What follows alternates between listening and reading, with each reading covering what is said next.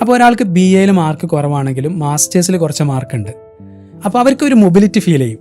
ഇദ്ദേഹം എന്ത് ചെയ്തു, കുറച്ചും കൂടി പഠിച്ചാൽ കുറച്ചും കൂടി വേറെ ഇൻസ്റ്റിറ്റ്യൂഷനിൽ എത്തുമ്പോൾ കുറച്ചും കൂടി മാർക്കുകൾ നേടുന്നുണ്ട്. അപ്പോൾ എനിക്ക് BA അത്ര മാർക്കില്ല, എന്നാൽ മാസ്റ്റേഴ്സിൽ ഗോൾഡ് മെഡലുണ്ട്. ദർസ് പഠിക്കുകയാണെങ്കിലും പിന്നെ അതല്ലെങ്കിൽ ദവാ കോളേജിൽ കിതാബ് ഓതുകയാണെങ്കിലും ആൾക്കാർക്ക് തോന്നും ഇതുകൊണ്ട് എന്തെങ്കിലും ഉപകാരം ഉണ്ടാവുമോ.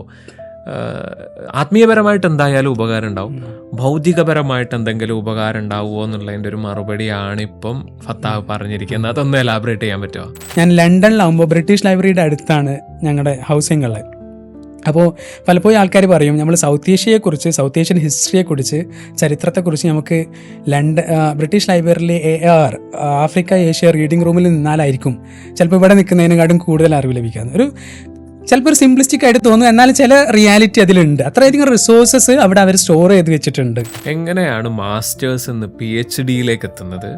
ആ സമയത്ത് നിങ്ങൾക്ക് കിട്ടിയിരിക്കുന്ന ഈ 5.5 crore അല്ലെങ്കിൽ പ്ലസ് സ്കോളർഷിപ്പ് എന്താണ്, എങ്ങനെയാണ് കിട്ടുന്നത്, അതിൻ്റെ പ്രൊസീജിയർ എന്താണ്, ആപ്ലിക്കേഷൻ എന്താണെന്നുള്ളതിനെ കുറിച്ച് ഒന്ന് പറഞ്ഞാൽ നന്നാവും. നാട്ടിൽ നിന്നൊരു സാധാരണ വിദ്യാർത്ഥി മെയിൽ അയച്ചാലും അവർ റിപ്ലൈ ചെയ്യും.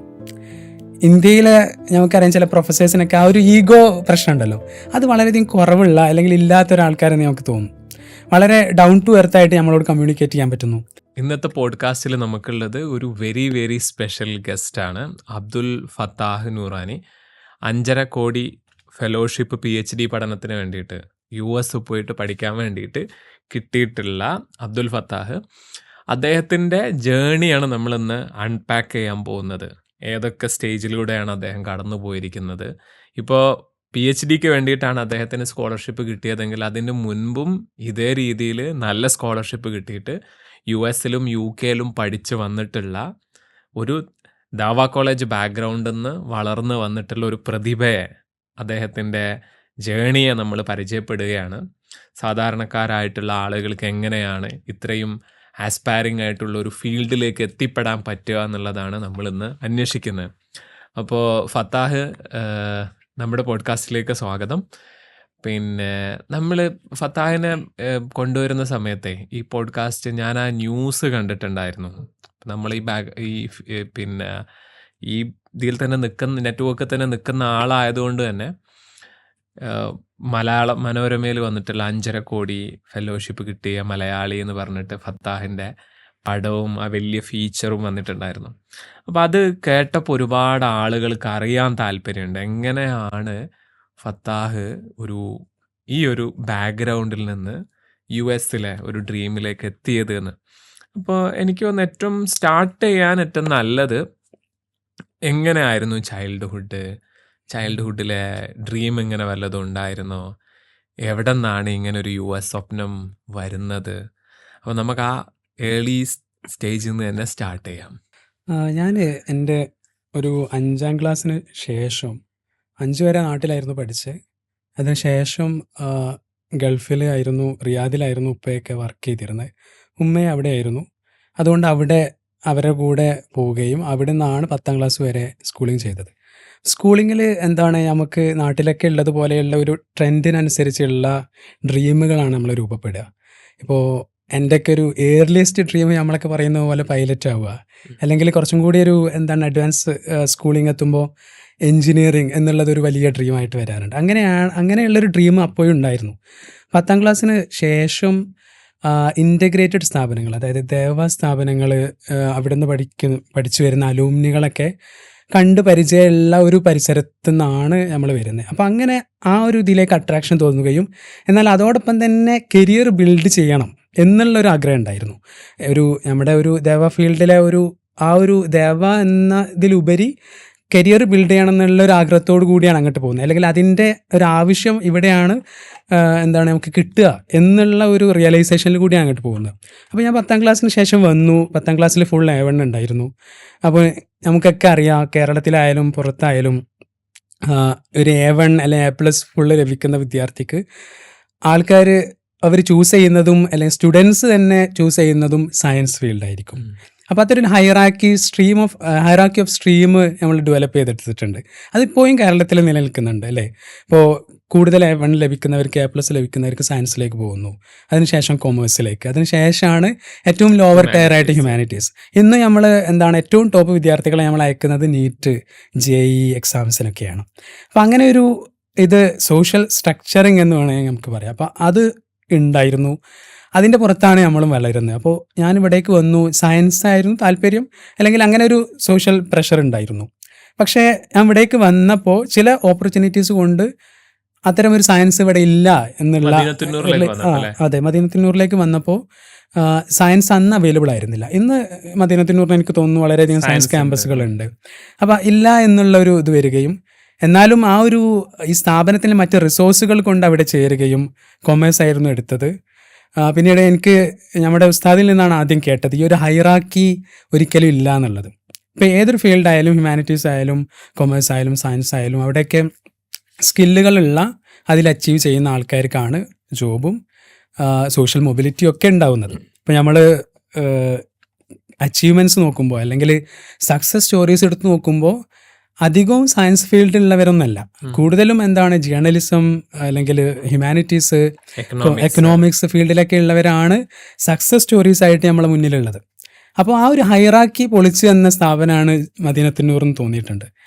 പിന്നെ എനിക്ക് തോന്നുന്നു എൻ്റെ ഒരു ഫോർമേറ്റീവ് ഡെവലപ്മെൻറ്റ്, അക്കാദമിക് ഡെവലപ്മെൻ്റ് ആയാലും മദീനത്തുന്നൂറിൽ തന്നെയാണ്. മദീനത്തുന്നൂർ പോലെയുള്ള കേരളത്തിലെ മറ്റു പല ദേവ കോളേജുകളൊക്കെ ഈ ഒരു വളരെ റിച്ച് ആയിട്ടുള്ള ഒരു അക്കാദമിക് എൻവയറമെൻറ്റും കുട്ടികൾക്ക് കുറച്ചും കൂടി, എനിക്ക് തോന്നുന്നു കുറച്ചും കൂടി അൺസ്ട്രക്ചേർഡ് ആയിട്ട് നമ്മൾ ആ ഒരു അതിർവരമ്പുകൾക്കുള്ളിലല്ലാതെ പഠിക്കാനുള്ള ഒരു സാഹചര്യം ഉണ്ടെന്ന് തോന്നിയിട്ടുണ്ട്. ഈ മദീനത്തുന്നൂറിലെ അല്ലെങ്കിൽ ദാവ കോളേജ് എക്സ്പീരിയൻസിലേക്ക് കടക്കുന്നതിൻ്റെ മുമ്പ് എനിക്ക് അറിയാൻ താല്പര്യമുള്ളൊരു കാര്യം, നിങ്ങളുടെ ഫാമിലി, നിങ്ങളുടെ ഫാദർ, മദർ, ഇവരൊക്കെ എങ്ങനെയാണ്?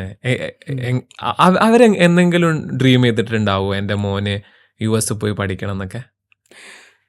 എൻ്റെ ഒരു ഫാമിലി സിറ്റുവേഷൻ പറയുകയാണെങ്കിൽ ഇപ്പോഴും എൻ്റെ എക്സ്റ്റെൻഡഡ് ഫാമിലിയിലും അല്ലെങ്കിൽ ഇമ്മീഡിയറ്റ് ഫാമിലിയിലും എഡ്യൂക്കേഷണൽ ഒരു ഓറിയൻറ്റേഷൻ വളരെ കുറവുള്ളൊരു ഫാമിലി തന്നെയാണ്. എന്നാൽ എൻ്റെ ഒരു ഓപ്പർച്യൂണിറ്റി എന്ന് വേണം പറയാൻ, അല്ലെങ്കിൽ ഫോർച്യുനേറ്റ് എന്ന് പറയാം, എൻ്റെ പാരൻസ് വളരെ സപ്പോർട്ടീവായിട്ട്. ഇപ്പോൾ എൻ്റെ ഫാദർ ഒരു സെക്കാഫിയാണ്, മർക്കസിൽ നിന്ന് ഗ്രാജുവേറ്റ് ചെയ്തിട്ടുള്ള ആളാണ്. പക്ഷേ അതിന് പുറമെ ഒരു അക്കാദമിക് വിദ്യാഭ്യാസമുള്ള വ്യക്തിയൊന്നുമല്ല, 7ാം ക്ലാസ് വിദ്യാഭ്യാസമുള്ള വ്യക്തിയാണ്. എന്നാൽ പിന്നീട് ഗൾഫിലേക്ക് പോയി നമ്മുടെ നാട്ടിലൊക്കെയുള്ള ഒരു സോഷ്യൽ മൊബിലിറ്റി അച്ചീവ് ചെയ്തിട്ടുള്ള ഒരാളാണ്. മദർ അതുപോലെ തന്നെ. അന്ന് ഇപ്പോൾ എൻ്റെ മദർ ഒരു നമ്മൾ പറയില്ല ഫിഷർമാൻ ഫാമിലി എന്നുള്ള, അപ്പോൾ അവരുടെ ആ ഒരു സോഷ്യൽ പ്രഷറൊക്കെ ഉള്ള, എന്നാൽ 10ാം ക്ലാസ്സിൽ പാസ്സായിട്ടുള്ള വളരെ ചുരുക്കം ആളുകൾ അന്ന് ആ കാലത്ത്.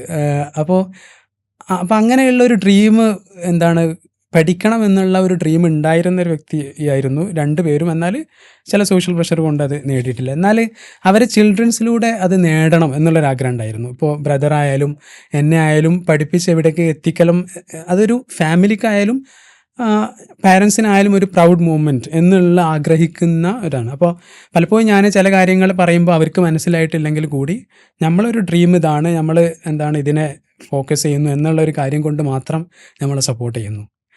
അങ്ങനെ കേരളത്തിൽ പലയധികം ഫാമിലീസ് അങ്ങനെ. അത് കുറേ പാരൻസിന് എന്താന്ന് വെച്ചാൽ കുട്ടികൾ പറയുന്നത് കൃത്യമായിട്ട് മനസ്സിലായിക്കൊള്ളണമെന്നുണ്ടാവില്ല, അവർ പോകുന്ന മേഖലകൾ ചിലപ്പോൾ ഓടിക്കൊള്ളണമെന്നുണ്ടാവില്ല. പക്ഷെ അവർക്ക് ഒരു സാധനം അറിയാം, ഇതൊക്കെ ഒരു വലിയ സാധനമാണ്, അത് അല്ലെങ്കിൽ നമുക്കൊന്നും കിട്ടാത്ത ഒരു സംഭവമാണ് നമ്മളെ കുട്ടിക്ക് കിട്ടുന്നത് എന്നുള്ള നിലക്ക് അവർ സന്തോഷിക്കാൻ സപ്പോർട്ട് ചെയ്യുന്ന ഒരു നിലക്ക് പറയുകയാണെങ്കിൽ ഫസ്റ്റ് ജനറേഷൻ എഡ്യൂക്കേറ്റേഴ്സ് ആയിട്ടുള്ള നമ്മളൊക്കെ നമുക്ക് കിട്ടിയ ഒരു അഡ്വാൻറ്റേജ് ഇതായിരിക്കും കേട്ടോ. നമ്മളെല്ലാ കാര്യത്തിലും അവർ ഇടപെട്ടിട്ടില്ല, പക്ഷെ അവർ നമ്മളെ സപ്പോർട്ട് ചെയ്തിട്ടുണ്ട്. ഇവിടെ നിന്നാണ് മദീനത്തുന്നൂറിലേക്ക് എത്തുന്നത്. മദീനത്തുന്നൂറിലെ നമ്മളൊക്കെ എക്സ്പീരിയൻസ് ചെയ്ത് ഭയങ്കര ആസ്പിറേഷനുള്ള കുറേ ആളുകൾ, കുറേ സ്ഥലങ്ങളിൽ എത്തിയിട്ടുള്ള ആളുകൾ. അപ്പം ആ ഒരു സാഹചര്യം എങ്ങനെയാണ് ഫത്താഹിനെ മൗൾഡ് ചെയ്ത്? ശരിക്കും അതല്ലേ ഒരു സ്റ്റേജ് മൗൾഡ് ചെയ്ത്? ഫോർമേറ്റീവ് സ്റ്റേജ് എന്ന് പറയുന്നത് അത് തന്നെയാണ്. ഇപ്പോൾ നമ്മൾ പറഞ്ഞല്ലോ, ഒരു മെൻറ്റർഷിപ്പ് എന്നുള്ളത് നമുക്ക് ഫെമിലിയലായിട്ട് നമുക്ക് ഒരു നമ്മുടെ ട്രഡീഷണൽ ബാക്ക്ഗ്രൗണ്ടിൽ നിന്ന് കിട്ടുന്നതിന് ലിമിറ്റുകളുണ്ട്. എന്നാൽ അത് കവച്ചു വെക്കുന്ന ഒരു ഇൻസ്റ്റിറ്റ്യൂഷണൽ എൻവയറമെൻ്റ് ആണ് ശരിക്കും മദീനത്തുന്നൂർ എന്നൊക്കെ പറയുന്നത്. ഞാൻ മദീനത്തുന്നൂറിലേക്ക് വന്നപ്പോൾ ഞാൻ പറഞ്ഞു ഇത്തരത്തിലുള്ള പല സോഷ്യൽ കൺസെപ്റ്റുകളും അവിടെ നിന്നാണ് ഇല്ലാതാവുന്നത്. ഇപ്പോൾ ഈ സ്ട്രീമുകളുടെ കാര്യം പറഞ്ഞു. അതിന് പുറമെ തന്നെ എനിക്ക് തോന്നുന്നു അവിടുത്തെ ഒരു വലിയൊരു ബെനഫിറ്റ് ഒരു ഒരു അൺസ്ട്രക്ചറിങ്, അതായത് നമുക്ക് കുറച്ച് റിലാക്സ്ഡ് ആയിട്ട് കാര്യങ്ങൾ, വളരെ ഫ്ലെക്സിബിളായിട്ട് കാര്യങ്ങൾ നോക്കാം. ഇപ്പോൾ അവിടെ BA ചെയ്യുന്ന സമയത്ത് തന്നെ BAയിലെ ടോപ്പിക്ക് എന്നതിലുപരി ആ ഒരു ഡിസിപ്ലിൻ എന്നതിലുപരി നിങ്ങൾക്ക് ഏത് ഡിസിപ്ലിനും പഠിക്കാം, അതിനുള്ള പ്രിപ്പറേഷൻ റിസോഴ്സ് ഞങ്ങൾ തരും എന്നാണ് ഞങ്ങളോടൊക്കെ ഉസ്താദുമാർ പറയാറുള്ളത്. അപ്പോൾ ഞാൻ ആ സമയത്ത് BA ഇംഗ്ലീഷ് ആയിരുന്നു ചെയ്തിരുന്നത്. പക്ഷേ ആ ഒരു വിഷയത്തിൽ അത്ര താല്പര്യം ഇല്ലെങ്കിൽ കൂടി അതിനോടനുബന്ധമായിട്ടുള്ള മറ്റ് ഏലീഡ് വിഷയങ്ങൾ, ആന്ത്രോപോളജി, ഹിസ്റ്ററി, കൾച്ചറുകൾ, ഇതിൽ പഠിക്കാനുള്ള റിസോഴ്സസ് അവിടെ ലഭ്യമാണ്. അത് വളരെ ഹെൽപ്ഫുള്ളായിട്ട് നമ്മളെ കൂടെ നിൽക്കാനുള്ള ഉസ്താദുമാരും ഉണ്ട്. എന്നാൽ അത്രയധികം അലൂമിനി റിസോഴ്സും ഉണ്ട്. അലൂമിനി റിസോഴ്സ് അത് വളരെ എംഫസൈസ് ചെയ്യണമെന്ന് എനിക്ക് തോന്നുന്നത്. കാരണം ഞങ്ങളോട് ഒരു ഉസ്താദ് പറഞ്ഞൊരു കാര്യമുണ്ട്, നിങ്ങൾ എവിടെ പോയാലും നിങ്ങൾക്ക് കോൾ ചെയ്യാൻ ഒരാളുണ്ടാവും, ഒരാൾ എവിടെയെങ്കിലൊക്കെ ഉണ്ടാവും. ഇപ്പോൾ US പോയാലും ഞാനല്ല എൻ്റെ സ്ഥാപനത്തിൽ നിന്ന് ആദ്യമായിട്ട് US പോകുന്നത്. ഞാൻ US സമയത്ത് ഇതേ സ്ഥാപനത്തിൽ നിന്ന്, അതായത് ഈ ഒരു സിംഗിൾ ക്യാമ്പസിൽ നിന്ന് പഠിച്ച 4 പേര് അവിടെ അക്കാദമിയയിലുണ്ട്. അതായത് പുറത്ത് മാത്രമല്ല അക്കാദമിയയിലുണ്ട്. 3 പേര് പോസ്റ്റ് ഡോക്ക് ചെയ്യുന്നുണ്ട്. അതോടുകൂടി ഞാനുണ്ട്. അപ്പോൾ അങ്ങനെ ഇപ്പോഴും എനിക്ക് തോന്നുന്നു 4 പേരുണ്ട്. അപ്പോൾ ഇങ്ങനെ വളരെ ഡെൻസ് ആയിട്ടുള്ള അക്കാദമിക് നെറ്റ്വർക്ക്. ഇനിയിപ്പോൾ അക്കാദമിയിൽ മാത്രമല്ല കേട്ടോ, മറ്റ് ഫീൽഡിലായാലും, പ്രത്യേകിച്ച് ഇപ്പോൾ സയൻസൊക്കെ ദേവ കോളേജുകളുടെ ഫോക്കസൊക്കെ ആയി വരുന്ന സമയത്ത് ആ ഫീൽഡിലും ആൾക്കാരുണ്ട്. മറ്റൊന്ന് ദേവ കോളേജുകളുടെ പ്രത്യേകിച്ച് നമ്മൾ ഫിലോളജി, ടെക്സ്റ്റുവൽ സ്റ്റഡീസ്, മാനുസ്ക്രിപ്റ്റ് പഠനങ്ങളെക്കുറിച്ചൊക്കെ പ്രത്യേകിച്ച് പഠിക്കുന്നവർക്ക് ഉപകാരപ്പെടുന്ന ഒരു കാര്യം എന്ന് വെച്ചാൽ, പലപ്പോഴും US പോയപ്പോഴാണ് ഇതെനിക്ക് റിയലൈസ് ചെയ്യാൻ പറ്റിയത്. ഇപ്പോൾ US PhD എന്ന് പറഞ്ഞാൽ ഒരു 3 ഇയർ നമ്മൾ പ്രിപ്പറേറ്ററി പീരീഡാണ്. ആ ഒരു സമയത്ത് നമ്മൾ റിസേർച്ചിനുള്ള പ്രിപ്പറേഷനാണ് ചെയ്യുക. ലാംഗ്വേജ് പഠിക്കുക, അതുപോലെ നമ്മൾ കൈകാര്യം ചെയ്യാൻ, നമുക്ക് ഹാൻഡിൽ ചെയ്യാൻ സാധിക്കാത്ത മെറ്റീരിയലുകളെ കുറിച്ച് പഠിക്കുക, അതിനുള്ള പ്രിപ്പറേഷൻ. അപ്പോൾ പലപ്പോഴും നമ്മളെ ഈ മദീനത്തുന്നൂറിൽ നിന്നും മറ്റ് ദേവ കോളേജുകളിൽ നിന്നൊക്കെ കേരളത്തിലുള്ള ആ ഒരു ഇസ്ലാമിക് ട്രഡീഷനിൽ നമ്മൾ വായിക്കുന്ന കിതാബുകൾ അല്ലെങ്കിൽ ടെക്സ്റ്റുകളൊക്കെ, അത്തരം ടെക്സ്റ്റുകൾ വളരെ അഡ്വാൻസ്ഡ് ആയിട്ട് വായിക്കാനാണ് അവർ PhD സ്റ്റുഡൻസ് ശ്രമിക്കുന്നത്. അത് നമ്മൾ എന്ത് ചെയ്യുന്നു, ഈ ഒരു BA സമയത്ത് തന്നെ നമ്മൾ വായിക്കാൻ ശ്രമിക്കുന്നു. അല്ലെങ്കിൽ എനിക്ക് തോന്നുന്നു കുറച്ചും കൂടി ഡീപ്പായിട്ട് ആ ഒരു എൻവയറമെൻറ്റിൽ നിന്നുകൊണ്ട് തന്നെ നമ്മൾ വായിക്കുന്നു എന്നുള്ളതാണ്. മറ്റൊന്ന് ലാംഗ്വേജാണ്. ഇപ്പോൾ നിങ്ങൾ ദേവ കോളേജിലെ ഇന്നെടുത്ത ഏത് വിദ്യാർത്ഥിയെ നോക്കിയാലും അവർക്ക് അറ്റ്ലീസ്റ്റ് ഒരു 3 ലാംഗ്വേജ് അറിയും, അല്ലേ? ഒരു 3 ലാംഗ്വേജ് എന്തായാലും അറിയും. പ്രത്യേകിച്ച് അറബിക്കൊക്കെ ഞാൻ പറഞ്ഞല്ലോ, ഈ ഒരു പ്രിപ്പറേറ്ററി ഫേസിൽ PhD സ്റ്റുഡൻസ് അഡ്വാൻസ്ഡ് അറബിക്ക് പഠിക്കാൻ അവരെന്ത് ചെയ്യുന്നു, യൂണിവേഴ്സിറ്റി സെറ്റിംഗ് ഉപയോഗപ്പെടുത്തുന്നു, പുറത്ത് രാജ്യങ്ങളിലേക്ക് പോകുന്നു. ഈ ഒരു റിസോഴ്സ് നമുക്ക് ഇവിടുന്ന് ആദ്യം ലഭിക്കുന്നു എന്നുള്ളതാണ്.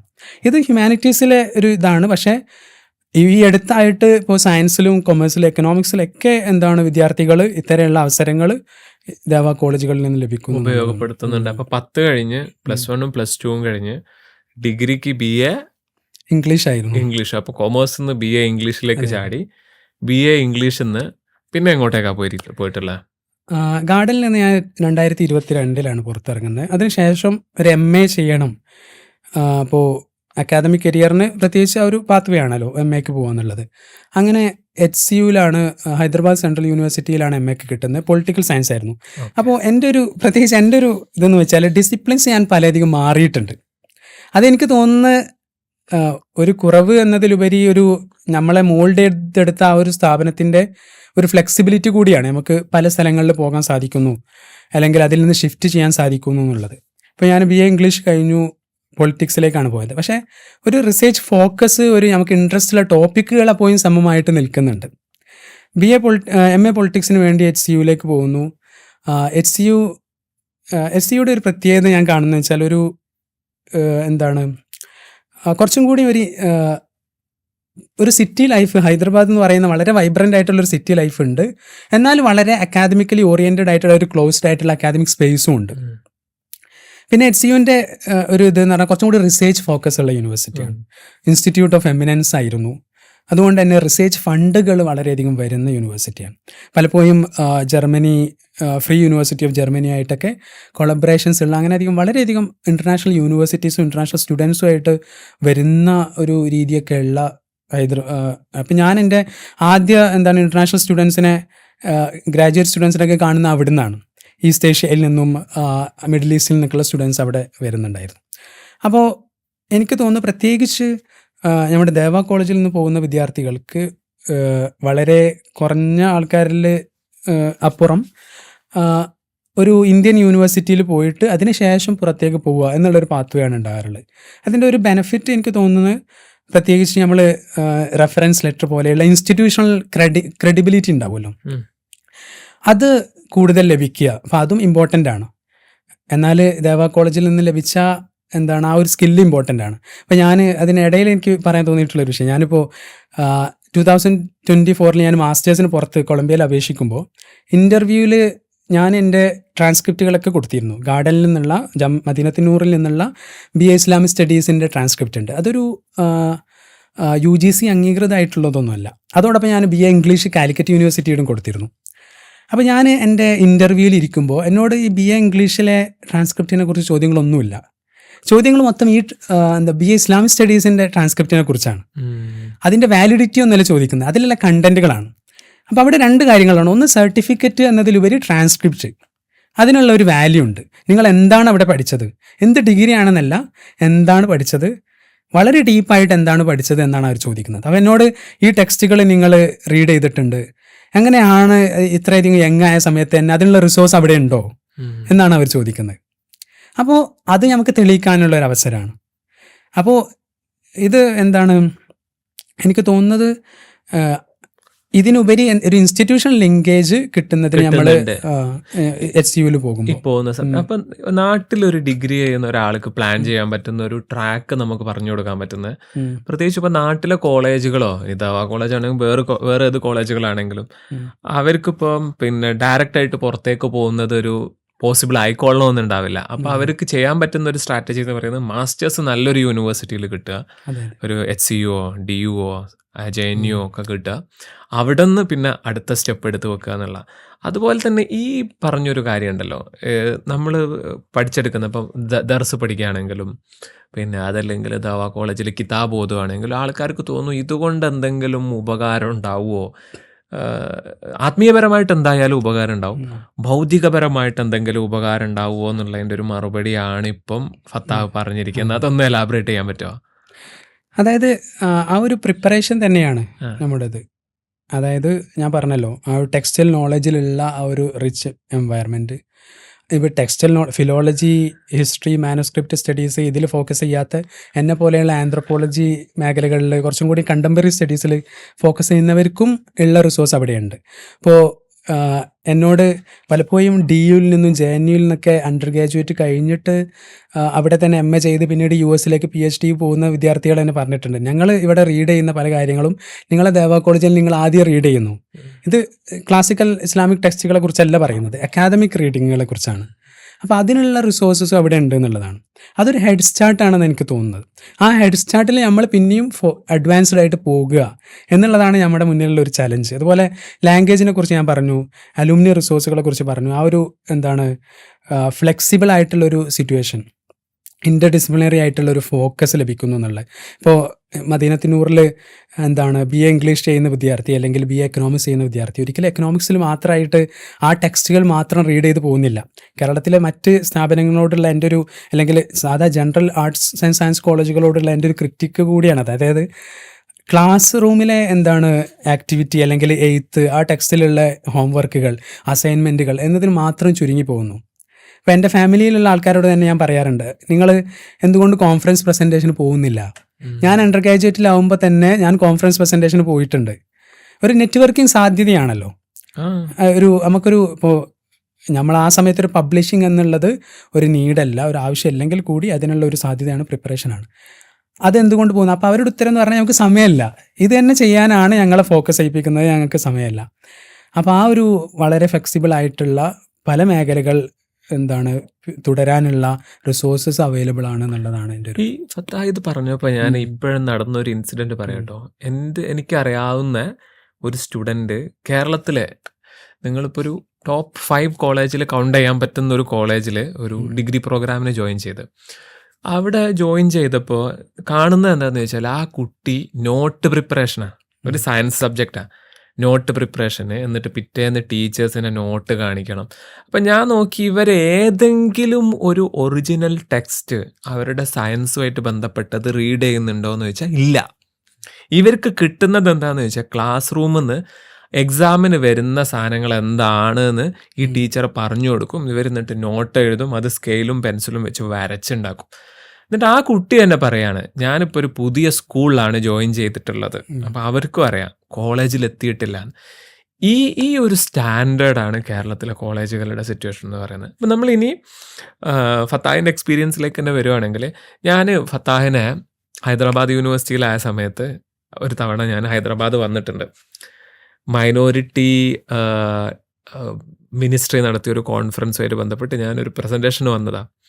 അന്ന് ഞാൻ ഫത്താഹിനെ കോൺടാക്ട് ചെയ്യാൻ നോക്കി. അപ്പോൾ ഫത്താഹ് പറഞ്ഞു നമുക്ക് മീറ്റ് ചെയ്യാം, 10 മണിക്ക് മീറ്റ് ചെയ്യാം. പിന്നെ ഞാൻ വേറെ ഏതൊരു സമയവും പറഞ്ഞ്, അപ്പോൾ എന്നെ അന്ന് ഹോസ്റ്റ് ചെയ്തിരുന്ന വേറെ എൻ്റെ ഒരു ഫ്രണ്ട് ഉണ്ടായിരുന്നു. അപ്പോൾ ഞാൻ അവരോട് ഇങ്ങനെ പറഞ്ഞു, എൻ്റെ ഒരു ഫ്രണ്ട് കാണാനിരിക്കുന്നുണ്ട്, പക്ഷെ ഫത്താഹിന് കാണാൻ പറ്റിയില്ല. അപ്പം ഞാൻ മനസ്സിലാക്കിയ അന്ന് ഫത്താഹ് ഒരു സീരിയസ് റീഡിങ്ങിലാണ്. അതിലെനിക്കന്ന് നല്ല സന്തോഷം ഉണ്ടായിരിക്കുന്നത്. അന്ന് ഫത്താഹ് ലൈബ്രറിയിലാണ് ഉള്ളത്. അപ്പം ഞാൻ ചോദിക്കുന്നത് എന്താണെന്ന് വെച്ചാൽ, മാസ്റ്റേഴ്സിന് പഠിക്കുന്ന സമയത്ത് ആ ഹയർ സ്റ്റഡീസിൻ്റെ പ്ലാനിങ്, ഏതൊക്കെ റീഡിംഗ് ആണ് നടത്തിയത്, എങ്ങനെയൊക്കെ പ്ലാനിങ് ആണ് ചെയ്തിരിക്കുന്നത്, അതെങ്ങനെ പറ്റി? കാരണം അത് കഴിയെ നമ്മൾ കേൾക്കുന്നത് ഫത്താഹിന് കൊളംബിയ യൂണിവേഴ്സിറ്റിയിൽ 1 crore ഒരു സ്കോളർഷിപ്പ് കിട്ടി എന്നുള്ളതാണ്. ആ ജേണി ഒന്ന് പറയും, യൂണിവേഴ്സിറ്റിയിൽ നിന്ന് വരുന്നത്. ഞാൻ എൻ്റെ ഒരു ഫോർച്ചുനേറ്റ് ഒരു ഓപ്പർച്യൂണിറ്റി ആണെന്നറിയില്ല, ഒരു ഭാഗ്യമാണെന്നറിയില്ല, ഗ്യാപ്പുകൾ ഉണ്ടായിട്ടില്ല. എൻ്റെ ഒരു ജേണിയിൽ ഗ്യാപ്പുകൾ ഉണ്ടായിട്ടില്ല. അപ്പോൾ അതിൻ്റെ ഒരു കാരണം എനിക്ക് തോന്നുന്നത് കുറച്ചൊരു അഡ്വാൻസ്ഡ് ആയിട്ട് പ്രിപ്പറേഷൻ നടത്തിയെന്നുള്ളതുകൊണ്ടാണ്. ഇപ്പോൾ HCUലുള്ള സമയത്ത് നമ്മുടെ മുന്നിൽ കുറേയധികം പാത്ത് വേസ് ഉണ്ട്. നമുക്ക് നെറ്റ് എക്സാം എഴുതിയിട്ട് JRF നേടിയിട്ട് ഇന്ത്യയിലൊരു യൂണിവേഴ്സിറ്റിയിൽ PhD ചെയ്യാം. അത് ഞാൻ ചെയ്തിരുന്നു, JRF ലഭിച്ചിരുന്നു. എന്നാൽ അതോടൊപ്പം തന്നെ എനിക്ക് കുറച്ചും കൂടി ഹയർ ആയിട്ടുള്ളൊരു ഉദ്ദേശം എന്ന് വെച്ചാൽ പുറത്തേക്ക് പോകണം. അതിനു മുന്നേ തന്നെ പുറത്തേക്ക് അപേക്ഷിച്ചിരുന്നു, കിട്ടിയിട്ടില്ല. കാരണം പലപ്പോഴും നമ്മളെ ദേവ കോളേജിൽ നിന്നുള്ള ചില വിദ്യാർത്ഥികൾ അങ്ങനെ നേരിട്ട് പുറത്തേക്ക് പോയിട്ടുണ്ട്. ഇപ്പോൾ ഖലീൽ നൂറാനി, അദ്ദേഹം എൻ്റെ സീനിയറാണ്. ഇന്ത്യയിലൊരു യൂണിവേഴ്സിറ്റിയിലും മാസ്റ്റേഴ്സ് ചെയ്യാതെ തന്നെ കൊളംബിയയിൽ നേരിട്ട് പോയിട്ടുണ്ട്. അപ്പോൾ അങ്ങനെയുള്ള ശ്രമങ്ങൾ ഞാൻ നടത്തിയിരുന്നു, അത് ലഭിച്ചില്ല. അതുകൊണ്ട് തന്നെ ആ ഒരു ഡ്രീം കണ്ടിന്യൂ ചെയ്യണം എന്നുണ്ടായിരുന്നു. അപ്പോൾ അതിൻ്റെ പ്രിപ്പറേഷൻസ് വളരെ അഡ്വാൻസ്ഡ് ആയിട്ട് തന്നെ തുടങ്ങിയിട്ടുണ്ട്. ഞാൻ ഫസ്റ്റ് ഇയർ കഴിഞ്ഞപ്പോൾ തന്നെ അതിൻ്റെ പ്രിപ്പറേഷൻസ് തുടങ്ങി. അപ്പം എനിക്ക് തോന്നുന്നു അവിടെയുള്ള സ്കോളേഴ്സിനെ സപ്പോർട്ട്, ഞാൻ പറഞ്ഞല്ലോ റിസർച്ച് ഫോക്കസ് ഉള്ളൊരു യൂണിവേഴ്സിറ്റിയാണ്. അപ്പോൾ എൻ്റെ കൊളംബിയയിലേക്കുള്ള റെഫറൻസ് ലെറ്റർ എഴുതിയിട്ടുള്ളത് ഒന്ന് ഒരു നൂറാനി തന്നെയാണ്, മറ്റേത് അതായത് ഒരു യൂണിവേഴ്സിറ്റിയിൽ അസിസ്റ്റന്റ് പ്രൊഫസറായിട്ടുള്ള നൂറാനി തന്നെയാണ്. മറ്റേത് എഴുതിയിട്ടുള്ളത് HCUവിലെ ഡീൻ ഓഫ് സോഷ്യൽ സയൻസ് ആണ്.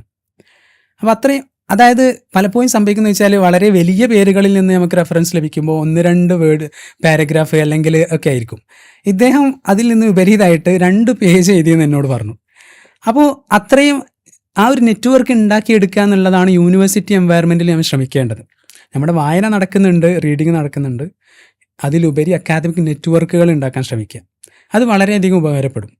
ഇപ്പോൾ അക്കാദമിയിൽ 3 കാര്യങ്ങളാണ് ഞങ്ങൾ കൂടുതലായിട്ട് സ്ട്രെസ് ചെയ്യുക പ്രിപ്പറേഷൻ. ഒന്ന് അക്കാദമിക് റീഡിങ് ആൻഡ് റൈറ്റിംഗ് ആണ്. മറ്റൊന്ന് കുറച്ചൊരു പ്രസൻറ്റേഷൻ അടക്കമുള്ള കുറച്ചൊരു അച്ചീവ്മെൻ്റ് ആയിട്ട് നമുക്ക് കാണിക്കാൻ ചില കാര്യങ്ങൾ ഉണ്ടാവുക എന്നുള്ളതാണ്. മറ്റൊന്ന് നെറ്റ്വർക്കിംഗ് ആണ്. ഇത്തരം നെറ്റ്വർക്കിങ്ങുകൾ HCUവിൽ നിന്ന് ലഭിച്ചു എന്നുള്ളതാണ്. പിന്നെ HCUവിനെ നിങ്ങൾക്കറിയാലോ, കുറച്ചൊരു വൈബ്രൻറ്റ് പൊളിറ്റിക്കൽ അറ്റ്മോസ്ഫിയർ ഉള്ള സ്ഥലമാണ്.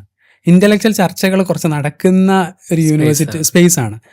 അതിനുള്ള ഒരു കാരണം എനിക്ക് തോന്നുന്നത് ക്ലാസ് റൂമുകളിൽ അടക്കട്ടോ. ഇപ്പോൾ HCUവിൽ ഒരു 75% അറ്റൻഡൻസ് റിക്വയർമെൻറ്റ് എന്ന് പറഞ്ഞ കാര്യം ഉണ്ടായിരുന്നു. അതൊരു ഫോഴ്സ്ഡ് കാര്യമാണ്. എന്നാൽ എനിക്ക് തോന്നുന്നത് അതിൽ ചില ഉപകാരങ്ങളുണ്ട്. ഞാനത് ഇപ്പോൾ ഇന്ത്യയിൽ തന്നെ മറ്റ് ചില യൂണിവേഴ്സിറ്റികൾ അറ്റൻഡൻസ് റിക്വയർമെൻറ്റ് ഇല്ലാത്ത ടോപ്പ് യൂണിവേഴ്സിറ്റികളുണ്ട്. അപ്പോൾ അവിടെയുള്ള ചില ക്ലാസ് റൂമിലെ ഒരു മരവിപ്പിനെ കുറിച്ച് എന്നോട് പലരും പറഞ്ഞിട്ടുണ്ട്. അതിനൊരു കാരണം ഇന്ത്യയിലുള്ള ഒരു കോമ്പറ്റിറ്റീവ് എക്സാമുകളുടെ ഒരു പ്രഷറാണ് എനിക്ക് തോന്നിയിട്ടുണ്ട്. ആളുകൾ മാസ്റ്റേഴ്സിന് വന്നിട്ടും കോമ്പറ്റിറ്റീവ് എക്സാമുകൾക്ക് പ്രിപ്പയർ ചെയ്തുകൊണ്ടേയിരിക്കുന്നു. മാസ്റ്റേഴ്സിലുള്ള റീഡിങ്ങിനെ കുറിച്ചോ അവിടെയുള്ള അക്കാദമിക് റിസോഴ്സിനെ കുറിച്ചോ ബോധവാന്മാരാകാതെ ഇത്തരം കോമ്പറ്റിറ്റീവ് എക്സാമിൽ മാത്രം ജീവിക്കുന്ന ആൾക്കാർ കുറേ ഉണ്ട്. അപ്പോൾ അവർ ഒരു ക്ലാസ്സിൽ അവർ കൂടുതൽ ഉണ്ടാകുന്ന ഒരു പ്രശ്നം എന്ന് വെച്ചാൽ ക്ലാസ് വൈബ്രൻ്റ് ആയിരിക്കില്ല. HCUവിൻ്റെ ഒരു ബെനിഫിറ്റ് എന്ന് പറഞ്ഞാൽ അത്തരം പോപ്പുലേഷൻ വളരെ കുറവാണ്, എന്നാൽ ക്ലാസ് വളരെ അറ്റൻഡൻസ് ഉള്ള വൈബ്രൻ്റ് ആയിട്ടുള്ള ഒരു ക്ലാസ്സാണ്. അക്കാദമിക് ഡിസ്കഷൻസ് നടക്കുന്ന ക്ലാസ്സാണ്. അതാണ് HCUവിൻ്റെ ഒരു ഇതായിട്ട് തോന്നിയിട്ടുള്ളത്. അങ്ങനെ ഇവിടെ നിന്നാണ് ഉം. കൊളംബിയ യൂണിവേഴ്സിറ്റിയിലേക്കുള്ള ഉം. ആ സ്കോളർഷിപ്പ് ഏതാണ്, ഉം. അന്ന് ഏതൊക്കെ സ്കോളർഷിപ്പുകൾക്ക് ട്രൈ ചെയ്തിട്ടുണ്ട്, ഇപ്പൊ ഇതിൽ ഒന്നുകൂടെ അറിയാൻ ആൾക്കാർക്ക് താല്പര്യം ഉണ്ടാവുക മാസ്റ്റേഴ്സിന് പോകാൻ ഏതൊക്കെ അവൈലബിൾ ഓപ്ഷൻസ് ഉണ്ട്. അതെ നിങ്ങൾ പറഞ്ഞപ്പോൾ അതായത് മാസ്റ്റേഴ്സ് എന്ന് പറയുന്നത് പലപ്പോഴും PhD ഫെലോഷിപ്സ് പുറത്ത് ലഭിക്കുന്നത് നമ്മൾ കുറേയധികം കേട്ടിട്ടുണ്ട്. ഇപ്പോൾ US-ലായാലും PhD എന്ന് പറഞ്ഞാൽ 95% ഫണ്ടഡ് ആണ്. പക്ഷേ മാസ്റ്റേഴ്സ് അങ്ങനെയല്ല എന്നുള്ളൊരിതുണ്ട്.